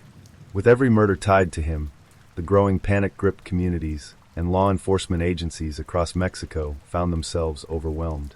Each town had its unsolved cases, bodies discovered in fields, homes drenched in blood, families annihilated in their sleep. But few suspected that a single man could be responsible for all of them. It was only when forensic teams began to compare details from crime scenes across the states of Morelos, Puebla, Querétaro, and Aguascalientes that a chilling pattern began to emerge. Witnesses in separate cases described a man of medium build, dark eyes, and a quiet demeanor. The methods of murder, knife wounds, strangulation, and bludgeoning, were gruesome but consistent. And in many cases, the killings appeared entirely random, with no clear motive beyond the sheer act of violence. The task of bringing Fernando to justice became not just a local effort, but a national priority.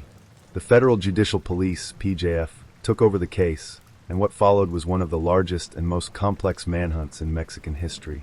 But tracking Fernando Hernandez Leyva proved to be anything but straightforward. He was a master of evasion, a man who could disappear into the chaos of Mexico's sprawling cities and remote rural towns. For law enforcement, it was like chasing smoke. What made Fernando so difficult to catch was his ability to blend into any environment. He had no fixed address, no family ties, and no predictable patterns. He lived on the fringes of society, working odd jobs under fake names and moving constantly. In one town, he might pose as a handyman, fixing roofs or painting houses. In another, he would work as a farm laborer, keeping to himself and avoiding attention. Fernando had an uncanny ability to manipulate those around him. He could be charming and polite when he needed to be, earning the trust of his victims before betraying them. In some cases, he even stayed with his victims for days before killing them. One report detailed how Fernando befriended a truck driver while hitchhiking outside of San Luis Potosí. The driver, a father of 3, offered Fernando food and shelter for the night. In return, Fernando repaid his kindness by stabbing him to death in his sleep and stealing his truck. To law enforcement, this unpredictability was maddening. Unlike most serial killers, who often target specific types of victims or operate within a limited geographic area, Fernando had no boundaries. His victims were men, women, and children, young and old, rich and poor. He killed in cities, in rural villages, on highways, and in back alleys. Each murder was a new beginning, a clean slate that allowed him to vanish before anyone could connect the dots. In 1993, the murder of a wealthy businessman in Guadalajara brought Fernando's name back into the spotlight. The victim, Raul Moreno, had been stabbed to death in his home while his wife and 2 children were tied up and forced to watch. Fernando's fingerprints were found on a glass of water he had left in the kitchen, providing investigators with their first solid lead in years. A composite sketch was distributed to police departments nationwide, and Fernando's face was plastered on wanted posters and in newspapers. But even with his face now public, Fernando continued to evade capture. He changed his appearance frequently, growing a beard, shaving his head, or dyeing his hair. He avoided areas where he knew his likeness might be recognized, retreating to rural villages where news traveled slowly. And whenever he felt the authorities closing in, he simply moved again, leaving behind nothing but death. In 1996, after years of evasion, Fernando was finally caught, or so it seemed. He was arrested in the city of Puebla during a routine police stop, where officers discovered a stolen vehicle linked to a recent murder. During his initial interrogation, Fernando remained calm and cooperative, refusing to incriminate himself but offering no resistance. For the first time, investigators felt they had a chance to stop the man who had eluded them for so long. Over the next several weeks, forensic evidence tied Fernando to at least 6 murders in Puebla and neighboring states. Witnesses identified him as the man seen with several of the victims shortly before their deaths. Investigators were confident that they had their man, and plans were made to transport him to Mexico City for trial. But Fernando had other plans. While being held in a local jail awaiting transfer, he staged a daring escape that would become the stuff of legend. Using a piece of wire he had hidden in his shoe, Fernando picked the lock on his cell and overpowered a guard, stealing his uniform and weapon. Dressed as an officer, he calmly walked out of the jail in broad daylight, leaving behind a trail of stunned and humiliated authorities. His escape was a devastating blow to the investigation. Fernando disappeared once again, and the investigators were left to start from scratch. For the families of his victims, the news was unbearable. They had waited years for justice, only to have it slip through their fingers. Fernando's escape only added to his legend. Newspapers dubbed him El Fantasma, the Ghost, a nickname that reflected his ability to vanish without a trace. Stories about his crimes and his cunning spread across the country, fueling public fear and fascination. For years, parents warned their children to be wary of strangers, and townspeople whispered about the killer who could be hiding in plain sight. Despite his notoriety, Fernando continued to kill. One of his most infamous murders occurred in 1997, when he strangled a young woman in Oaxaca after she refused to give him her purse. Witnesses saw him fleeing the scene, but by the time police arrived, he was long gone. Similar cases were reported in Chiapas, Veracruz, and Hidalgo, each one bearing Fernando's signature level of brutality. By 1998, the Federal Judicial Police had assembled a task force dedicated solely to capturing Fernando. The team included some of Mexico's top investigators, forensic experts, and profilers, all working together to understand the mind of a man who seemed to kill without rhyme or reason. They scoured crime scenes for evidence, interviewed witnesses, and worked tirelessly to connect the dots between unsolved murders. One breakthrough came when investigators discovered a series of letters Fernando had written to a former lover. The letters, recovered from a burned-out apartment in Monterrey, revealed glimpses of his twisted psyche. In one letter, he wrote, "They think they can stop me, but they don't understand. I'm not like them. I don't play by their rules. Every time I kill, I feel alive. Every time they fail to catch me, I prove that I'm better than them." The letters provided invaluable insight into Fernando's motivations and his growing sense of invincibility. But they also raised the stakes. Fernando wasn't just a killer. He was a man who thrived on the game of cat and mouse, a predator who saw himself as untouchable. By May 1999, the name Fernando Hernandez Leyva had become synonymous with terror throughout Mexico. Law enforcement agencies, journalists, and grieving families had spent years chasing shadows, piecing together fragments of his trail of blood. The manhunt had stretched across the country, with countless arrests of suspects that ultimately led nowhere. Fernando was a master of evasion, a predator who thrived on chaos, and for a time, it seemed as though he might never be caught. But every ghost leaves behind traces. And for Fernando, it was his arrogance, and the one mistake he'd never lived down, that finally led to his capture. The break came from an unexpected source, an anonymous caller who phoned the Federal Judicial Police in Cuernavaca, claiming to know the whereabouts of Mexico's most wanted man. The caller, whose identity remains unknown to this day, provided an address in the northern outskirts of the city, a modest apartment in a quiet neighborhood known for its transient tenants. The tip was specific but cryptic. "He's there. You'll find him. But move quickly, he knows you're close." Authorities had received countless false leads over the years, and many assumed this call would be no different. But something about the caller's tone, the level of detail in the description, made investigators take notice. Within hours, a task force was assembled. The officers, skeptical but determined, decided to strike quickly. If this was indeed Fernando's hideout, they couldn't afford to give him time to slip through their fingers again. On the evening of May 23, 1999, as the sun dipped below the horizon and the streets of Cuernavaca buzzed with life, a convoy of unmarked police vehicles descended on the apartment complex. The task force, 15 heavily armed officers from the Federal Judicial Police, moved with precision, surrounding the building and cutting off all possible escape routes. Neighbors watched nervously from behind curtains, their whispers filling the air as the officers prepared to move in. Inside the apartment, Fernando was seated at a small wooden table, finishing a simple dinner of beans and tortillas. To anyone watching, he appeared calm, even serene. But Fernando was no fool. He had lived on the run for years, and he had developed a sixth sense for danger. He knew the day would come when the law would catch up to him, and he had prepared for it. A loaded revolver sat within arm's reach on the table. The first knock on the door was deliberate but polite. "Policia Federal. Abra la puerta." Federal Police. "Open the door." Fernando didn't move.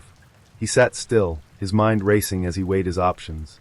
The knocks grew louder, more insistent, until finally, the officers kicked the door in, the frame splintering under the force. They entered with weapons drawn, their voices echoing through the small apartment. "Manos arriba. No te muevas. Hands up. Don't move." Fernando raised his hands slowly, deliberately, the faintest hint of a smirk playing on his lips. He made no attempt to reach for the revolver, no effort to resist. Instead, he spoke softly, his voice calm and steady. "Yo sabía que iban a venir. I knew you would come." The officers were taken aback by his composure. This wasn't the panicked fugitive they had expected to find. Fernando's demeanor was unsettling, his calmness almost taunting. As they cuffed his hands behind his back and searched the apartment, Fernando remained silent, his expression unreadable. In the corner of the room, officers found a collection of items that would later serve as evidence in his trial. Stolen jewelry, photographs of some of his victims, and a bloodstained knife. But it was the handwritten journal on the bedside table that truly chilled investigators. Inside, Fernando had meticulously detailed his murders, describing each one with cold precision. The entries read like a macabre diary, a testament to his depravity. As Fernando was led out of the apartment, a small crowd had gathered outside, their curiosity outweighing their fear. Whispers filled the air as people craned their necks for a glimpse of the man who had haunted their nightmares. "Yes, El. Is it him?" one woman asked. "El Monstruo," another replied, her voice trembling. The monster. Fernando was placed in the back of a police van, flanked by 2 officers. During the drive to the headquarters, he remained eerily silent, his gaze fixed on the horizon. One of the officers, unable to contain his anger, turned to him and said, "You've killed so many. Don't you feel anything?" Fernando's response was chillingly simple. "Sentir? Para qué? Feel? What for?" Once in custody, Fernando was subjected to hours of intense interrogation. Investigators were determined to extract the full scope of his crimes, and Fernando, to their surprise, was more than willing to talk. Over the course of several days, he confessed to a staggering 137 murders, detailing each one with chilling clarity. The journal recovered from Fernando's apartment became a key piece of evidence. In its pages, Fernando had recorded his killings in grotesque detail, describing not only the methods he used but also his thoughts and feelings during each act. One entry, dated April 1997, read, "Her name was Rosa. She begged for her life, said she had children. But I didn't care. Her fear was beautiful, it made me feel alive. When it was over, I took her earrings. They're in my pocket now. A little souvenir." Another entry described the murder of a young boy. "I didn't mean to kill the boy, but he saw my face, and I couldn't let him go. He cried so much. I told him it would be quick. It wasn't." The journal painted a picture of a man who killed not out of necessity, but out of compulsion. Fernando's murders were not crimes of passion or desperation. They were calculated acts of domination, each one feeding his insatiable need for control. During his interrogations, Fernando spoke about his crimes with a level of detachment that unnerved even the most seasoned investigators. He described his victims as though they were objects, their lives insignificant compared to his own desires. "They were just there," he explained, "in the wrong place at the wrong time. It's not my fault they were weak." When asked why he kept killing, Fernando's answer was chilling in its simplicity. "Porque puedo." Because I can. Fernando's arrest and subsequent confessions sent shockwaves through Mexico. The media dubbed him El Monstruo de Mexico, the Monster of Mexico, and his trial became one of the most highly publicized events in the nation's history. Families of the victims packed the courtroom, their grief and rage palpable as Fernando took the stand.